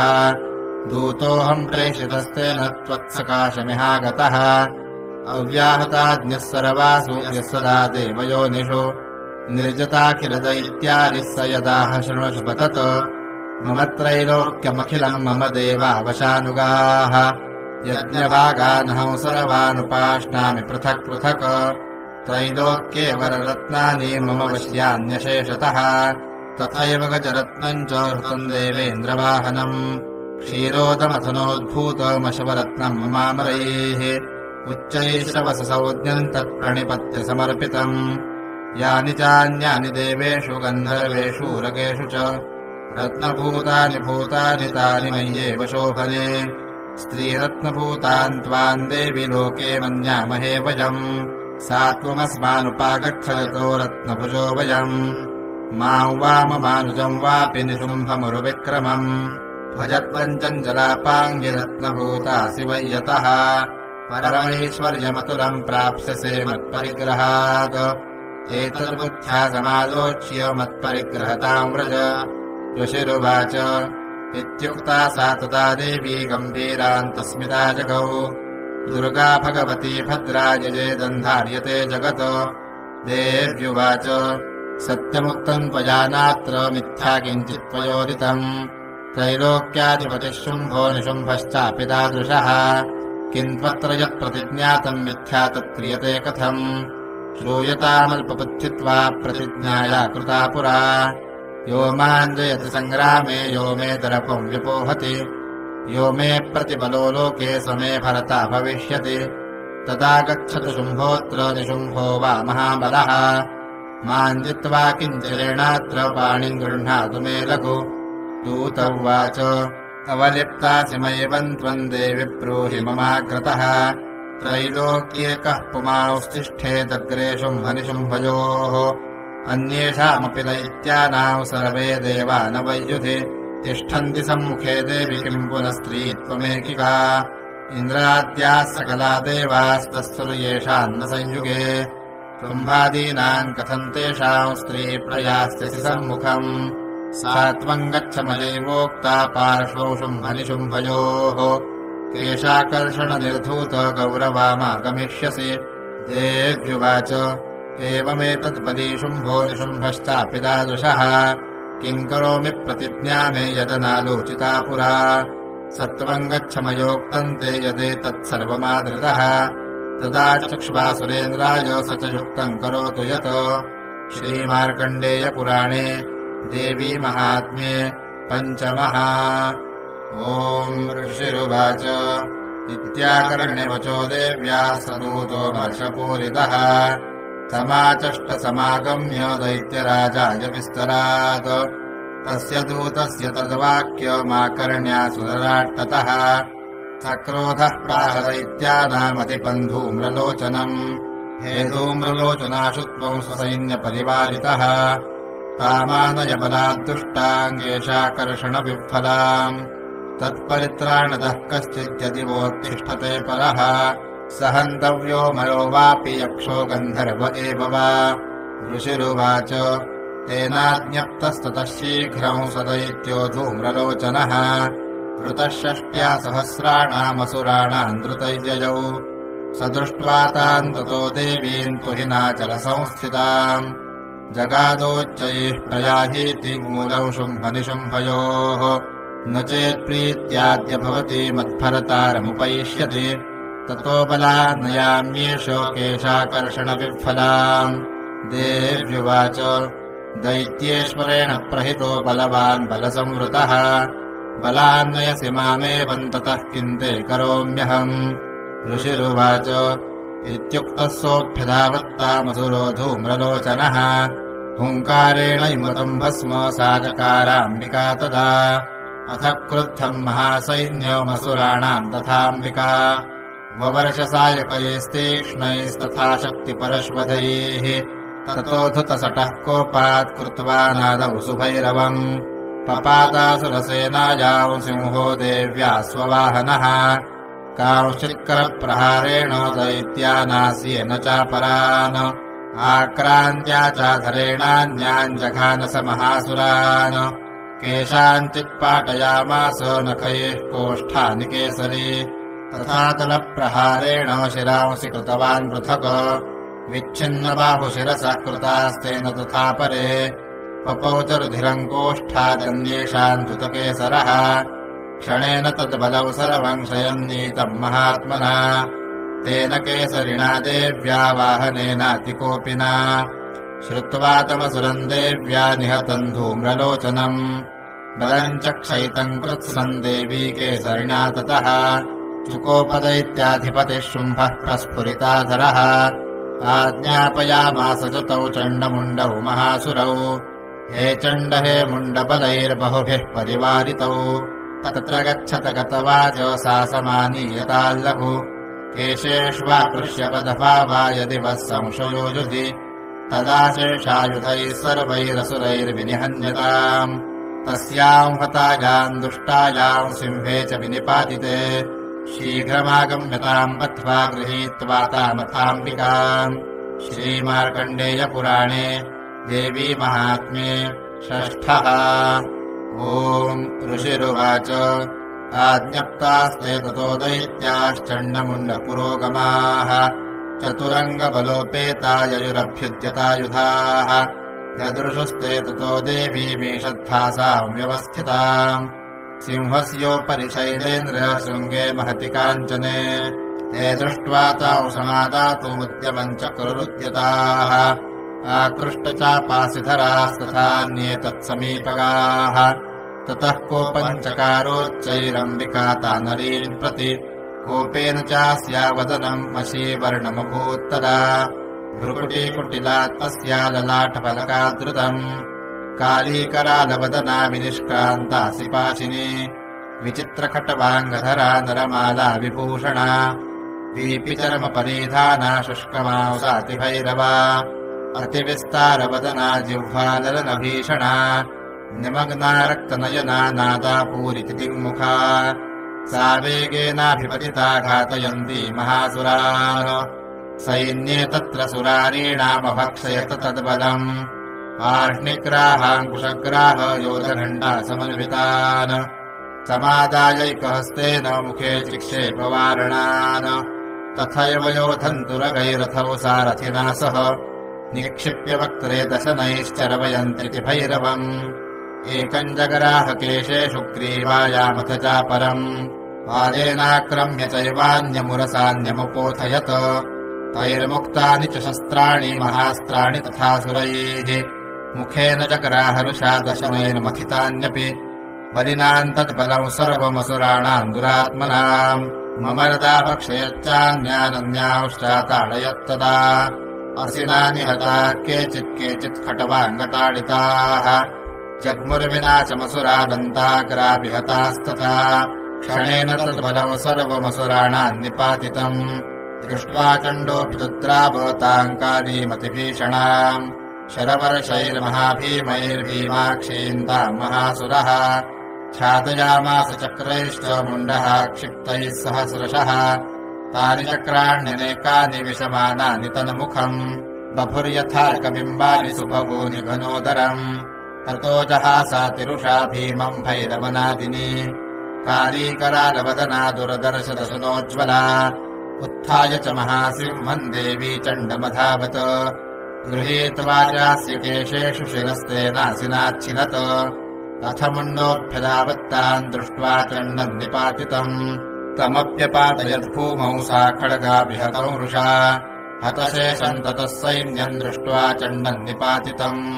मुण्डम् च सुमहावीर्यम् दिशो भेजे भयातुरम् शिरश्चण्डस्य काली च गृहीत्वा मुण्डमेव च प्राह प्रचण्डाट्टहासमिश्रमभ्येत्य चण्डिकाम् मया तवात्रोपहृतौ चण्डमुण्डौ महापशु युद्धयत्ने स्वयं शुम्भन्निशुम्भम् च हनिष्यसि ऋषिरुवाच तावानीतौ ततो दृष्ट्वा चण्डमुण्डौ महासुरौ उवाचकालीम् कल्याणी ललितम् चण्डिकावचः यस्माच्चण्डम् च मुण्डम् च गृहीत्वा त्वमुपागता चामुण्डेति ततो लोके ख्याता देवी भविष्यसि श्रीमार्कण्डेयपुराणे देवी महात्म्ये सप्तमः। ॐ ऋषिरुवाच चण्डे च निहते दैत्ये मुण्डे च विनिपातिते बहुलेषु च सैन्येषु क्षयितेष्वसुरेश्वरः ततः कोपपराधीनो चेता शुम्भः प्रतापवान् उद्योगौ सर्वसैन्यानाम् दैत्यानामादिदेशः अद्य सर्वपदैर्दैत्या षडशीतिरुदायुधाः कम्बूरान् चतुराशीतिर्निर्यान् तु स्वपदैर्वृताः कोटिवीर्याणि 50 कुलानि वै 100 कुलानि धौम्राणान् निर्गच्छन्तु ममाद्यया कालकादौ हृदामौर्वाः कालिकेयास्तथासुराः युद्धाय सज्जा निर्यान्तु आज्ञया त्वरिता मम इत्याज्ञाप्यासुरपतिः शुम्भो भैरवशासनः निर्जगाममहासैन्यसहस्रैर्बहुभिर्वृतः आयान्तम् चण्डिका दृष्ट्वा तत्सैन्यपतिभीषणम् जास्वनैः पूरयामास धरणी गगनान्तरम् ततः सिंहो महानादमतीव कृतवान् नृप घण्टास्वनेन तान्नादानम्बिका चोपबृंहयत् धनुर्ज्या सिंहघण्टानाम् नादा पूरितदिङ्मुखा निनादैर्भीषणैः काली जिज्ञे विस्तारितानना तन्निनादमुपश्रुत्य दैत्यसैन्यैः चतुर्दिशम् देवी सिंहस्तथा काली सरोषैः परिवारिताः एतस्मिन्नन्तरे भूप विनाशाय सुरद्विषाम् भवायामरसिंहानामतिवीर्यबलान्विताः ब्रह्मेषु विष्णूना तथेन्द्रस्य च शक्तयः शरीरेभ्यो विनिष्क्रम्य तद्रूपैश्चण्डिका ययुः यस्य देवस्य यद्रूपम् यथा भूषणवाहनम् तदवदेवैतच्छक्तिरसुरान् योद्धुमाययौ हंसयुक्तविमानाग्रे साक्षसूत्रकमण्डलुः आयाता ब्रह्मणः शक्तिर्ब्रह्माणीत्यभिधीयते माहेश्वरी वृषारूढा त्रिशूलवरधारिणी महाहिवलया प्राप्ता चन्द्ररेखा विभूषणा कौमारी शक्तिहस्ता च मयूरवरवाहना योद्धुमभ्याययौ दैत्यानम्बिका गुहरूपिणी तथैव वैष्णवी शक्तिर्गरुडोपरि संस्थिता शङ्खचकरगदा शार्ङ्गखड्गहस्ताभ्युपाययौ यज्ञवाराहमतुलम् रूपय्या बिभ्रतो हरेः शक्तिः साप्याययौ तत्र वाराहीम् बिभ्रती तनुम् नारसिंही नृसिंहस्य बिभ्रती सदृशम् वपुः प्राप्ता तत्र सटाक्षेपक्षिप्तनक्षत्रसंहतिः वज्रहस्ता तथैवैन्द्री गजराजोपरि स्थिता प्राप्ता सहस्रनयना यथा शक्रस्तथैव सा ततः परिवृतस्ताभिरीशानो देवशक्तिभिः हन्यन्तामसुराः शीघ्रम् मम प्रीत्याह चण्डिकाम् ततो देवी शरीरात्तुमिनिष्कान्तातिभीषणा चण्डिका शक्तिरत्युग्रा शिवा शतनिनादिनी सा चाह धूम्रजटिलमीशानमपराजिता दूतत्वम् गच्छ भगवन् पार्श्वौ शुम्भनिशुम्भयोः ब्रूहि शुम्भन्निशुम्भम् च दानवावतिगर्भितौ ये चान्ये दानवास्तत्र युद्धाय समुपस्थिताः त्रैलोक्यमिन्द्रो लभताम् देवाः सन्तु हविर्भुजः यूयम् प्रयातपातालम् यदि जीवितुमिच्छथ बलाबले पादथ चेद्भवन्तो युद्धकाङ्क्षिणः तदा गच्छत तृप्यन्तु मच्छिवाः पिशिते नवः यतो नियुक्तो दौत्येन तया देव्या शिवस्वयम् शिवदूतीति लोकेऽस्म्योस्ततः साख्यातिमागता तेऽपि श्रुत्वा वचो देव्याः शरवाख्यातम् महासुराः अमर्षा पूरिता जग्मुर्यत्र कात्यायनी स्थिता ततः प्रथममेवाग्रे शरशक्त्र्यष्टिवृष्टिभिः ववर्षरुत्थतामर्षास्तान् देवीमरारयः सा च तान् प्रहितान् बाणान् शूलशक्तिपरशुपथान् चिच्छेदलीलयाध्मात धनुर्मुक्तैरमहेषुभिः तस्याकृतस्तथा काली शूलपातविदारितान् खट्वाङ्गपोथितांश्चालीन् कुर्वती व्यचरत्तदा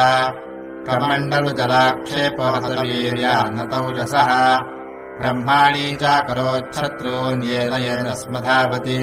माहेश्वरे त्रिशूलेन तथा चक्रेण वैष्णवी दैत्याञ्जगानकौमारी तथा शक्त्यातिकोपना ऐन्द्रीकुलिशपातेन शतशो दैत्यदानवाः हेतुर्विदारिताः पृथ्व्याम् रुचिरौघप्रवर्षिणः तुण्डप्रहारविदुपस्थातमुष्ट्राग्रक्षतवक्षसः वाराहमूर्त्यान्यपतंश्चक्रेण च विदारिताः नखैर्विदारितांश्चान्यान् भक्षयन्ति महासुरान् नारसिंही चचाराजौ नादापूर्णदिगम्बरा चण्डाट्टहासैरसुराः शिवदूत्यभिदूषिताः हेतुः पृथिव्याम् पतितांस्तांश्च खादात सा तदा इति मातृगणम् क्रुद्धम् मर्दयन्तम् महासुरान् दृष्ट्वाभ्युपायैर्विविधैर्नेषुर्देवारिसैनिकाः पलायनपरान् दृष्ट्वा दैत्यान् मातृगणार्दितान् योद्धुमभ्याययौ क्रुद्धो रक्तबीजो महासुरः रक्तबिन्दुर्यदा भूमौ पतत्यस्य शरीरतः समुत्पतति मेदिन्याम् तत्प्रमाणो महासुरः युयुधे स कदा पाणिरिन्द्रशक्त्या महासुरः ततश्चैन्द्रियस्ववज्रेण रक्तबीजमताडयत् पुलिशेनाहतस्याशु बहुशुस्रावशोणितम् समुत्तस्थुस्ततो योधास्तद्रूपास्तत्पराक्रमाः यावन्तः पतितास्तस्य शरीराद्रक्तबिन्दवः तावन्तः पुरुषा जातास्तद्वीर्यबलविक्रमाः ये चापि युयुजुस्तत्र पुरुषा रक्तसम्भवाः समम् मातृभिरत्युकरशस्त्रपातातिभीषणम् पुनश्च वज्रपातेन क्षतमस्य शिरो यदा ववाहरक्तम् पुरुषास्ततो जाताः सहस्रशः वैष्णवी समरे चैनम् चक्रेणाभिजगानः गदया ताडयामास ऐन्द्रीतमसुरेश्वरम् वैष्णवी चक्रभिन्नस्य रुधिरस्रावसम्भवैः सहस्रशो जगद्व्याप्तम् तत्प्रमाणैर्महासुरैः शक्त्या जगानकौमारी वाराही च तथासिना माहेश्वरी त्रिशूलेन रक्तबीजम् महासुरम् स चापि गदया दैत्यः सर्वा एवाहनत्पृथक् मातरोः कोपसमाविष्टो रक्तबीजो महासुरः तस्याः तस्य बहुधा शक्तिशूलादिभिर्भुवि पपातयो वै रक्तौघस्तेनासञ्चतशोऽसुराः तैश्चासुरासृक्सम्भूतैरसुरैः सकलम् जगत् व्याप्तमासीत्ततो देवाभयमाजग्मुरुत्तमम् तान् विषण्णान् सुरान् दृष्ट्वा चण्डिका प्राह सत्वरम् उवाचकालीम् चामुण्डे विस्तीर्णम् वदनम् कुरु मच्छस्त्रपातसम्भूतान् रक्तबिन्दून् महासुरान् रक्तबिन्दोः प्रतीच्छत्वम् वक्त्रेणानेन वेगिना भक्षयन्ती चररणे तदुत्पन्नान् महासुरान् एवमेष क्षयम् दैत्यः क्षीणरक्तो गमिष्यति भक्ष्यमाणा स्वया चोगरान चोत्पत्स्यन्ति चापरे इत्युक्त्वा तान् ततो देवी शूलेनाभिजगानतम् मुखेन काली जगृहे रक्तबीजस्य शोणितम् ततो सा वा जगानाथ गदया तत्र चण्डिकाम् न चास्या वेदनाम् चक्रे गदापातोऽल्पिकामपि तस्याः तस्य देहात्तु बहुशुस्रावशोणितम् यतस्ततस्तद्वक्त्रेण चामुण्डा सम्प्रतीच्छति मुखे समुद्गता ये स्या रक्तपातान् महासुराः तांश्च खादाथ चामुण्डा पपौ तस्य च शोणितम् देवी शूलेन वज्रेण बाणैरसिभिररुष्टिभिः जघान रक्तबीजम् तम् चामुण्डा पीतशोणितम् सपपातमही पृष्ठे शस्त्रसङ्घसमाहतः नीरक्तश्च महीपाल रक्तबीजो महासुरः ततस्ते हर्षमतुलमवापुस्त्रिदशा नृप तेषाम् मातृगणो जातो ननर्ता शृङ्मदोत्ततः श्रीमार्कण्डेयपुराणे देवी महात्म्ये अष्टमः। ओम् राजोवाच विचित्रविदमाख्यातम् भगवन् भवता मम देव्याश्चरितमाहात्म्यम् रक्तबीजवधाश्रितम् भूयश्चेच्छाम्यहं श्रोतौ रक्तबीजे निपातिते चकार शुम्भो यत्कर्म निशुम्भश्चातिकोपनः ऋषिरुवाच चकारकोपमतुलम् रक्तबीजे निपातिते शुम्भासुरो निशुम्भश्च हतेष्वन्येषु चाहवे हन्यमानम् महासैन्यम् विलोक्यामर्षमुद्वहन् अभ्यदावन्निशुम्भोत मुख्यया सुरसेनया तस्याकृतस्तथा पृष्ठे पार्श्वयोश्च महासुराः सन्दष्टौष्ठपुटाः क्रुद्धा हन्तुम् देवीमुपाययुः आजगाम महावीर्यः शुम्भोऽपि स्वपदैर्वृतः निहन्तुम् चण्डिकाम् कोपात् कृत्वा युद्धन्तु मातृभिः ततो युद्धमतीवासीत् देव्या शुम्भनिशुम्भयोः शरवर्षमतीवोग्रम् मेघयोरिव वर्षतोः चिच्छेदास्ताञ्चरांस्ताभ्याम् चण्डिका स्वशरोत्करैः ताडयामास चाङ्गेषु शस्त्रौघैरसुरेश्वरौ निशुम्भो निशितम् खड्गम् चरमचादाय सुप्रभम् अताडयन्मूर्ध्नि सिंहम् देव्या वाहनमुत्तमम् ताडिते वाहने देवीक्षरप्रेणासिमुत्तमम् निशुम्भस्याशु चिच्छेदोचरमचाप्यष्टचन्द्रकम् छिन्ने चरमणि खड्गे च शक्तिम् चिक्षेपसोऽसुरः तामप्यस्य द्विधा चक्रे चक्रेणाभिमुखागताम् कोपाध्मातो निशुम्भोऽथ शूलम् जग्राहदानवः आयान्तम् मुष्टिपातेन देवी तच्चाप्यचूर्णयत् आविध्याथ गदांसोऽपि चिक्षेप चण्डिकाम् प्रति सापि देव्यास्ति शूलेन भिन्ना भस्मत्वमागता ततः परशुहस्तम् मायान्तम् दैत्यपुङ्गवम् आहत्य देवी बाणौघैरपातयत भूतले तस्मिन्निपतिते भूमौ निशुम्भे भीमविक्रमे भ्रातर्यतीव सङ्क्रुद्धः प्रययौ हन्तुमम्बिकाम् सरथस्तस्तथात्युच्चैर्गृहीत परमायुधैः भुजैरष्टाभिरतुलैर्व्याप्याशेषम् बभौ नभः तमायान्तौ समालोप्य देवी शङ्खमवादयत् ज्याशब्दम् चापि धनुषश्चकारातीव दुःसहम् पूरयामास ककुभो निजघण्टास्वनेन च समस्तदैत्यसैन्यानाम् तेजोवध विधायिना ततः सिंहो महानादैस्त्याजितेव महामदैः पूरयामास गगनङ्गान् तथैव दिशो दश ततः काली समुत्पत्य गगनम् क्ष्मामताडयत् कराभ्याम् तन्निनादेन प्राक्स्वनास्ते तिरोहिताः अट्टाट्टहासमशिवम् शिवदूती चकारः तैः शब्दैरसुरास्त्रे सुशुम्भः कोपम् परैजयौ दुरात्मौस्तिष्ठतिष्ठे दिव्याजहाराम्बिका यदा तदा जयेत्यभिहितम् देवैराकाशसंस्थितैः शुम्भेनागत्या शक्तिरमुक्ता ज्वालातिभीषणा आयान्दीवह्निकूटाभासानिरस्ता महोल्कया सिंहनादेन शुम्भस्य व्याप्तल्लोकत्रयान्तरम् निर्घातनिस्वनो घोरोजितवानवनीपते शुम्भमुक्ताञ्छरान् देवी शुम्भस्तत्प्रैताञ्छरान्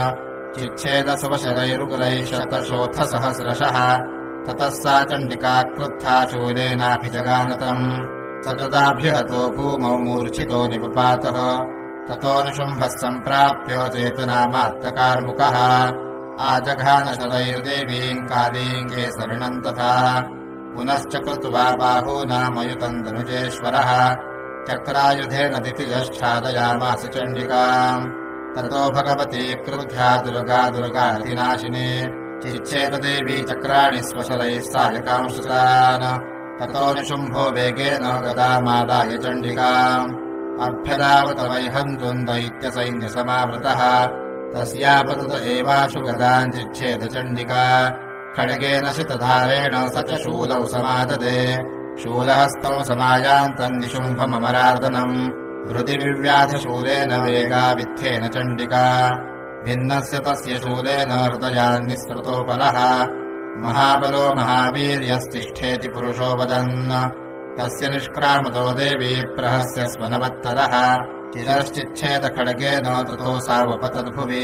ततः सिंहश्चखादो गुरुदंष्ट्राक्षुण्णशिरोधरान् असुरांस्तांस्तथा काली शिवदूती तथा परान् कौमारी शक्तिनिर्भिन्नाः केचिन्नेषुरमहासुराः ब्रह्माणी मन्दर्भूतेन तोयेनान्ये निराकृताः माहेश्वरी त्रिशूलेन भिन्नाः पेतुस्तथा परे वाराही तुण्डघातेन केचिच्चूर्णीकृता भुवि खण्डम् खण्डम् च चक्रेण वैष्णव्या दानवाः कृताः वज्रेण चैन्द्रीहस्ताग्रविमुक्तेन तथा परे केचिद्विनेशुरसराः केचिन्नष्टा महाहवात् भक्षिताश्चापरे काली शिवदूती मृगाधिपैः श्रीमार्कण्डेयपुराणे देवी महात्म्ये नवमः। ॐ ऋषिरुवाच निशुम्भम् निहतम् दृष्ट्वा भ्रातरम् प्राणसंयुतम् हन्यमानम् बलम् चैव शुम्भः क्रुद्धो ब्रवीद्वचः बलावलेपतुष्टे त्वम् मातुर्गे गर्वमावह अन्यासाम् बलमाश्रित्य युध्यसे चातिमानिनी देव्युवाच एकैवाहम् जगत्यत्र द्वितीया काममापरा पश्यैता दुष्टमय्येव विशन्त्यो मधुविभूतयः ततः समस्तास्ता देव्यो ब्रह्माणि प्रमुखालयम् तस्या देव्यास्तनौ जग्मुरेकैवासीत्तदाम्बिका देव्युवाच अहम् विभूत्या बहुभिरिह रूपैर्यदा स्थिता तत्संहृतम् मयैकैव सिष्ठाम्याजौ स्थिरो भव ऋषिरुवाच ततः प्रववृते युद्धम् देव्या शुम्भस्य चोभयोः पश्यतां सर्वदेवानामसुराणाम् च दारुणम् शरवर्षैः श्रितैः शस्त्रैस्तथा चास्त्रैः सुदारुणैः तयोर्युद्धमभूद्भूयः सर्वलोकभयङ्करम् दिव्यान्यस्त्राणि शतशो मुचेयान्यथाम्बिका प्रभञ्जनानि दैत्येन्द्रस्तत्प्रतीघातकर्तृभिः मुक्तानि तेन चास्त्राणि दिव्यानि परमेश्वरी प्रभञ्जली देवो गुरहुङ्कारोच्चारणादिभिः ततः शरशतैर्देवीमाच्छादयतसोऽसुरः सापि तत्कुपिता देवी धनुश्चिच्छेदचेषुभिः छिन्ने धनुषि दैत्येन्द्रस्तथा शक्तिमथा ददे चिच्छेददेवी चक्रेण तामप्यस्य करे स्थिताम् ततः खड्गमुपादाय शतचन्द्रम् च भानुवत् अभ्यदावत ताम् देवीम् दैत्यानामधिपेश्वरः तस्यापतत एवाशु खड्गम् चिच्छेदचण्डिका धनुर्मुक्तैः शितैर्बाणैश्चर्मचारककरामदम् अश्वांशपातयामास रथौ सारथिना सह हताश्वस्तदा दैत्यश्छिन्नधनवादिसारथिः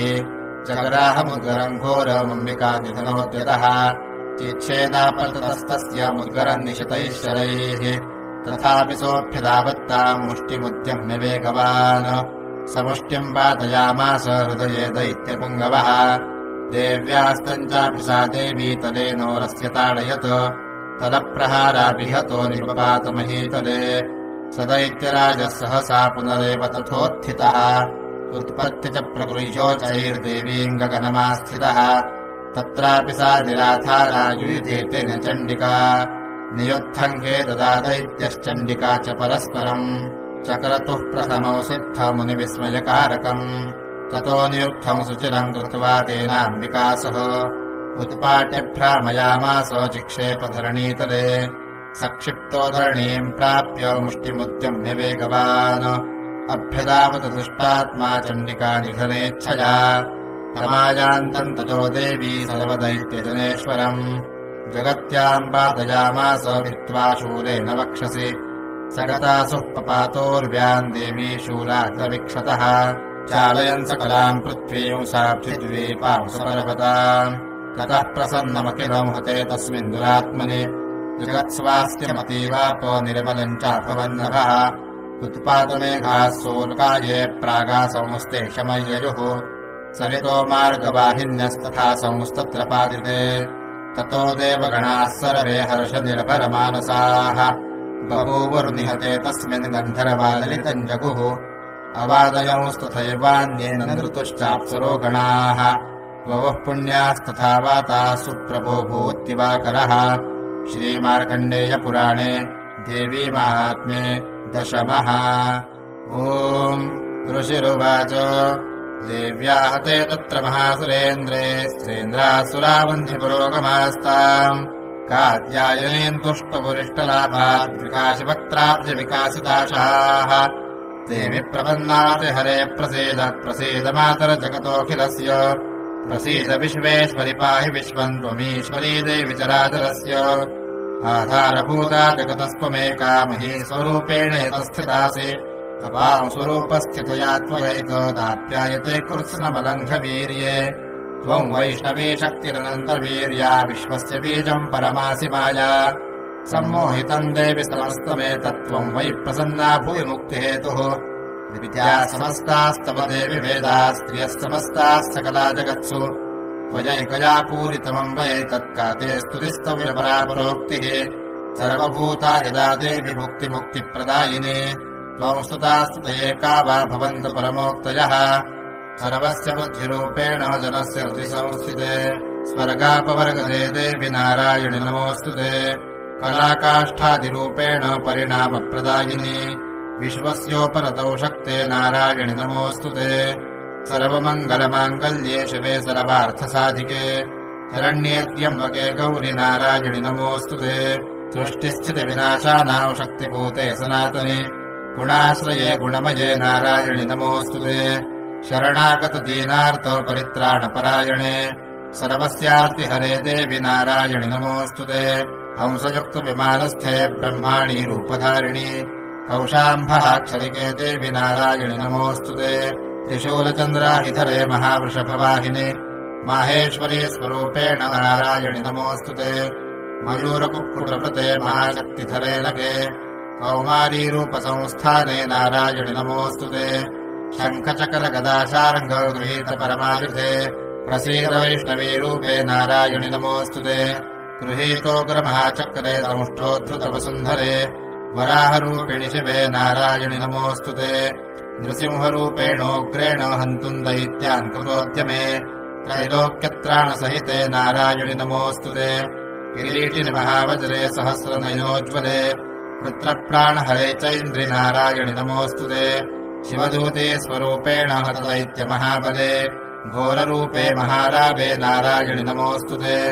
दंष्ट्राकरालवदने शिरोमाला विभूषणे चामुण्डे मुण्डमथने नारायणि नमोऽस्तु ते लक्ष्मीलज्जे महाविद्ये श्रद्धे पुष्टिस्वधे ध्रुवे महारात्रिमहामाजे नारायणि नमोऽस्तु ते मेधे सरस्वतिवरे भूतिभाप्रवितामसि नियते त्वम् प्रसीदेशे नारायणि नमोऽस्तु ते सर्वस्वरूपे सर्वेशे सर्वशक्तिसमन्विते भयेभ्यस्त्राहिनो देवि दुर्गे देवि नमोऽस्तु ते एतत्ते वदनौ सौम्यम् लोचनत्रयभूषितम् पातु नः सर्वभूतेभ्यः कात्यायनि नमोऽस्तु ते ज्वालाकरालमत्युकरमशेषासुरसूदनम् त्रिशूलम् पातु नो भीतेर्वक्रकारि नमोऽस्तु ते हिनस्य दैत्यतेजांसि स्वनेना पूरीयारिहत सा घण्टा पातु नो देवि पापेभ्यो न सुतानिव असुरासुरप्रशापङ्कोचर्चितस्ते करोज्ज्वलः शुभाय खड्गो भवतु चण्डिके त्वान्नदाभयम् रोगानशेषानपहंसि दुष्टा तु कामान् सकलानभीष्टान् त्वामाश्रितानान्न विपन्नानाम् त्वामाश्रितायाश्रयताम् प्रयान्ति एतत्कृतम् यत्कथनम् त्वयाद्यो धर्मद्विषाम् देवि महासुराणाम् रूपैर्नैकैर्बहुधात्ममूर्तिम् कृत्वाम्बिकेतत्प्रकरोति कान्या विद्यासु शास्त्रेषु विवेकदीपेषु वाद्येषु वाक्येषु जगात्पुरन्या मम त्वगर्तेति महान्धकारे बिभ्रामयत्येतदतीव विश्वम् रक्षांसि यत्रोग्रविशाश्च नागा यत्रारयोदस्ति बलानि यत्र दावानलो यत्र तथाब्धिमध्ये तत्र स्थिता त्वम् परिपासि विश्वम् विश्वेश्वरि त्वम् परिपासि विश्वम् विश्वात्मिका धारयसीह विश्वम्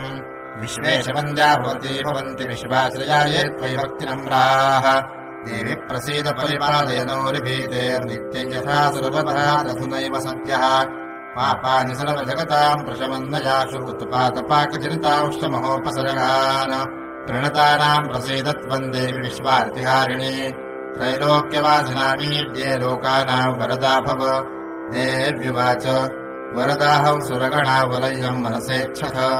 करुणध्वम् प्रयच्छामि जगतामुपकारकम् देवा ऊचुः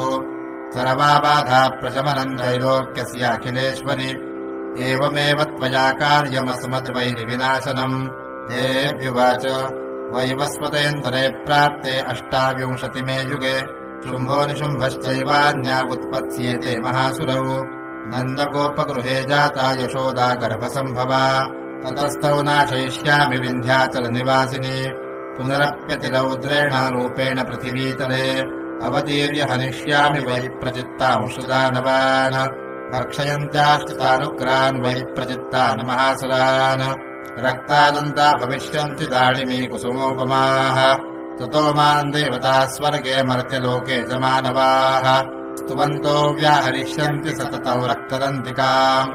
भूयश्च शतवार्षिक्यामनावृष्ट्यामनम्भसि मुनिभिः संस्मृता भूमौ सम्भविष्याम्ययोनिजा ततश्च तेन नेत्राणाम् निरीक्षिष्याम्यहम् मुनीन् ये त्रयिष्यन्ति मनुजाः शताक्षीमिति माम् ततः ततोऽहमखिलम् लोकमात्मदेहसमुद्भवैः भविष्यामि सुराशाकैरावृष्टेः बाणधारकैः चाकम्बरीति विख्यातिम् तदा यास्याम्यहम् भुवि तत्रैव च वधिष्यामि दुर्गमाख्यम् महासुरम् दुर्गादेवीति विख्यातम् तनमे नाम भविष्यति पुनश्चाहं यदा भीमौ रूपम् कृत्वा हिमाचले रक्षांसि भक्षयिष्यामि मुनीनाम् त्राणकारणात् तदा माम् मुनयः सर्वे स्तोष्यन्त्यानम्रमूर्तयः भीमादेवीति विख्यातम् तन्मे नाम भविष्यति। यदारुणाख्यस्त्रैलोक्ये महाबाधाम् करिष्यति तदाहम् भ्रामरौ रूपम् कृत्वा सङ्ख्येय षट्पदम् त्रैलोक्यस्य हितार्थाय वदिष्यामि महासुरम्। भ्रामरीति च माल्लोकास्तदा स्तोष्यन्ति सर्वतः। इत्थम् यदा यदा बाधा दानवोत्था भविष्यति तदा तदावतीर्याहम् करिष्याम्यनि संशयम्। श्रीमार्कण्डेयपुराणे देवी महात्म्ये 11। ॐ देव्युवाच देभिस्तवैस्तवान् नित्यम् स्तोष्यते यः समाहितः तस्याहम् सकलाम् बाधाम् शमयिष्याम्यसंशयम्। मधुकैटभनाशम् च महिषासुरघातनम् कीर्तयिष्यन्ति ये तदपतिपथौ शुम्भनिशुम्भयोः। अष्टम्याम् च चतुर्दश्याम् नवम्याम् चैकचेतसः श्रोष्यन्ति चैव ये भक्त्या मम माहात्म्योत्तमम्। न तेषाम् दुष्कृतम् किञ्चित् दुष्कृतोत्थानजापदः भविष्यति न दारिद्र्यम् न चैवेष्टवियोजनम्। शत्रुभ्यो न भयम् तस्यतो वा न राजतः न शस्त्रान्नरतो यौघात् कदाचित् सम्भविष्यति। तस्मान्ममैतरमाहात्म्यम् पठितव्यम् समाहितैः श्रोतव्यम् च सदा भक्त्या परौ स्वस्तेनम् महत्। उपसर्गानशेषांस्तु महामारी समुद्भवान् तथा त्रिविधमुत्पातम् माहात्म्यौ शमयेन्मम।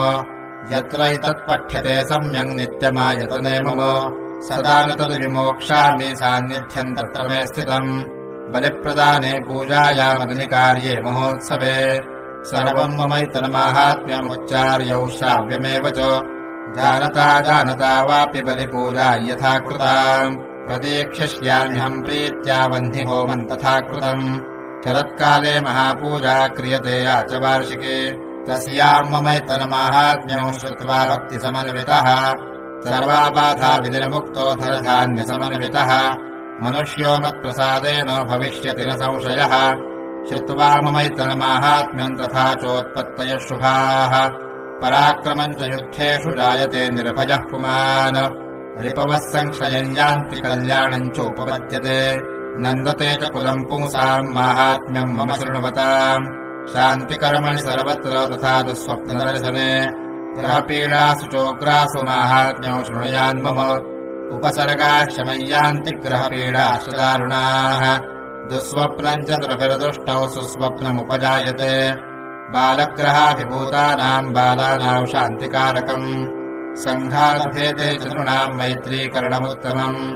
दुर्वृत्तानामशेषाणाम् बलहानिकरम् परम्। रक्षोभूतपिशाचानाम् पठनादेव नाशनम्। सर्वम् ममैतन्माहात्म्यम् मम सन्निधिकारकम्। पशुपुष्पार्घ्यधूपैश्च गन्धदीपैस्तथोत्तमैः विप्राणाम् भोजनैर्होमैः प्रोक्षणीयैरहर्निशम्।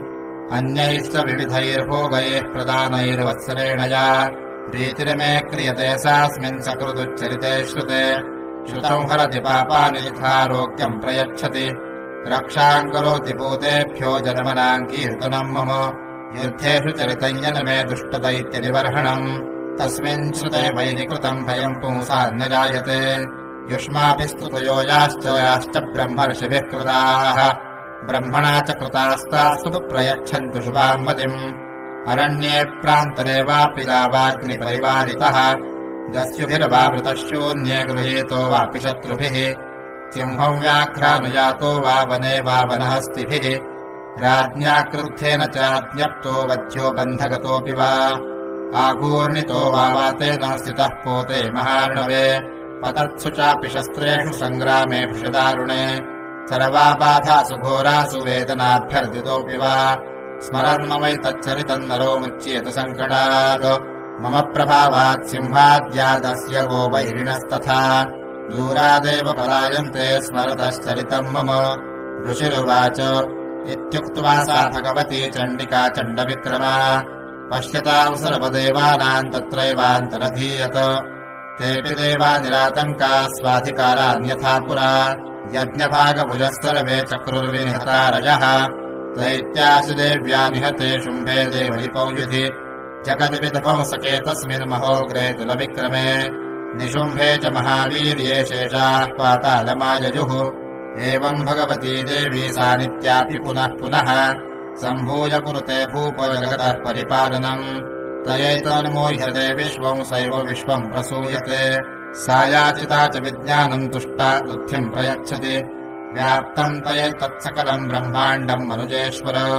महादेव्या महाकाली महामारी स्वरूपया सैव काले महामारी सैव सृष्टिर्भवत्यजा स्थितिम् करोति भूतानाम् सैव काले सनातने भवकाले नृणाम् सैव लक्ष्मीर्वृद्धिप्रदा गृहे सैवाभावे तथा लक्ष्मीर्विनाशायोपजायते स्तुता सम्पूजिता पुष्पैर्गन्धधूपादिभिस्तथा ददाति वित्तम् पुत्रांश्च मतिन्धरमे तथा शुभाम् श्रीमार्कण्डेयपुराणे देवी महात्म्ये 12 ओम् ऋषिरुवाच एतत्ते कथितम् भूपो देवी माहात्म्यमुत्तमम् एवम् प्रभावा सा देवी यजेदन्धार्यते जगत् विद्या तथैव क्रियते भगवति विष्णुमायया तया त्वमेष वैश्यश्च तथैवान्ये विवेकिनः मोह्यन्ते मोहिताश्चैव मोहमेष्यन्ति चापरे तामुपेहि महाराज शरणम् परमेश्वरीम् आराधिता सैव नृणाम् भोगस्वर्गापवर्गदा मार्कण्डेय उवाच इति तस्य वच श्रुत्वा सुरथः स नराधिपः प्रणिपत्य महाभागम् तम् ऋषौ संशितव्रतम् निर्विण्णोति ममत्वेन राज्यापहरणेन च जगाम सद्यस्तपसे स च वैश्यो महामुने सन्दर्शनार्थमम्बाजानदीपुलिनमास्थितः स च वैश्यस्तपस्तेऽपे देवी सूक्तम् परम् जपन् तौ तस्मिन् पुलिने देव्याः कृत्वा मूर्तिम् महीमयीम् अर्हणाम् च क्रतुस्तस्याः पुष्पधूपाग्नितर्पणैः निराहारौ यतात्मानौ तन्मनस्कौ समाहितौ दददुस्तौ बलिम् चैव निजगात्राश्रुकुक्षितम् एवम् समाराधयतोऽस्तिभिर्वर्षैर्यतात्मनोः परितुष्टा जगद्धात्री प्रत्यक्षम् प्राह चण्डिका देव्युवाच यत्प्रार्थ्यते त्वया भूपत्वया च कुलनन्दन मत्तस्तत्प्राप्यताम् सर्वम् परितुष्टा ददामि ते मार्कण्डेय उवाच ततो वव्रे नृपो राज्यमभिभ्रंश्यन्यजनमनि अत्रैव निजौ राज्यम् हतशत्रुवरम् बलात् सोऽपि वैशस्ततो ज्ञानम् वौरे निर्विण्णमानसः ममेत्यह विधिप्राज्ञः सङ्गविच्युतिकारकम् देव्युवाच स्वल्पैरहोभिर्नृपते सौराज्यम् प्राप्स्यते भवान् हत्वारिपो न स्खलितम् तव तत्र भविष्यति मृतश्च भूयः सम्प्राप्य जन्मदेवाद्विवस्वतः सावर्णिको मनुर्नाम भवान् भुवि भविष्यति वैश्यवर्यत्वयाजश्च वरोऽस्मत्तोऽभिवाञ्छितः तम् प्रयच्छामि संसिद्ध्यै तव ज्ञानम् भविष्यति मार्कण्डेय उवाच इति दत्त्वा तयोर्देवी यथाभिलषितम् वरम् बभूवान्तर्हिता सद्यो भक्त्या ताभ्यामभिष्टुता एवम् देव्या वरम् लब्ध्वा सुरथः क्षत्रियर्षभः सूर्याज्जन्मसमासाद्यो सावर्णिर्भविता मनुः इति दत्त्वा तयोर्देवी यथाभिलषितम् वरम् बभूवान्तर्हिता सद्यो भक्त्या ताभ्यामभिष्टुता एवम् देव्या वरम् लब्ध्वा सुरथः क्षत्रियर्षभः सूर्याज्जन्मसमासाद्यो सावर्णिर्भविता मनुः क्लीम् ओम् श्रीमार्कण्डेयपुराणे देवी महात्म्ये 13 श्रीजगदम्बार्पणमस्तु। अथ देवी सूक्तम् ओम् अहम् रुद्रेभिरित्यष्टरचस्य सूक्तस्य वागाम् वृणी ऋषिः श्री आदिशक्तिर्देवता हृष्टुप्छन्दः विजया जगति ते जगदम्बाः प्रीत्यर्थे जपे विनियोगः ओम् अहम् रुद्रेभिरवसोभिश्चराम्यहमादित्यैरुतविषमदेवैः अहम् मित्रावरुणो भाभिभर्म्यहमिन्द्राग्नि अहमश्विनो भा अहम् सोममाहनसम् बिभर्म्यहम् त्वष्टारमुतपूषणम् भगम् अहम् दोधामिद्रवीणौ हविषमोदे सुप्राव्ये यजमानाय सुनुपते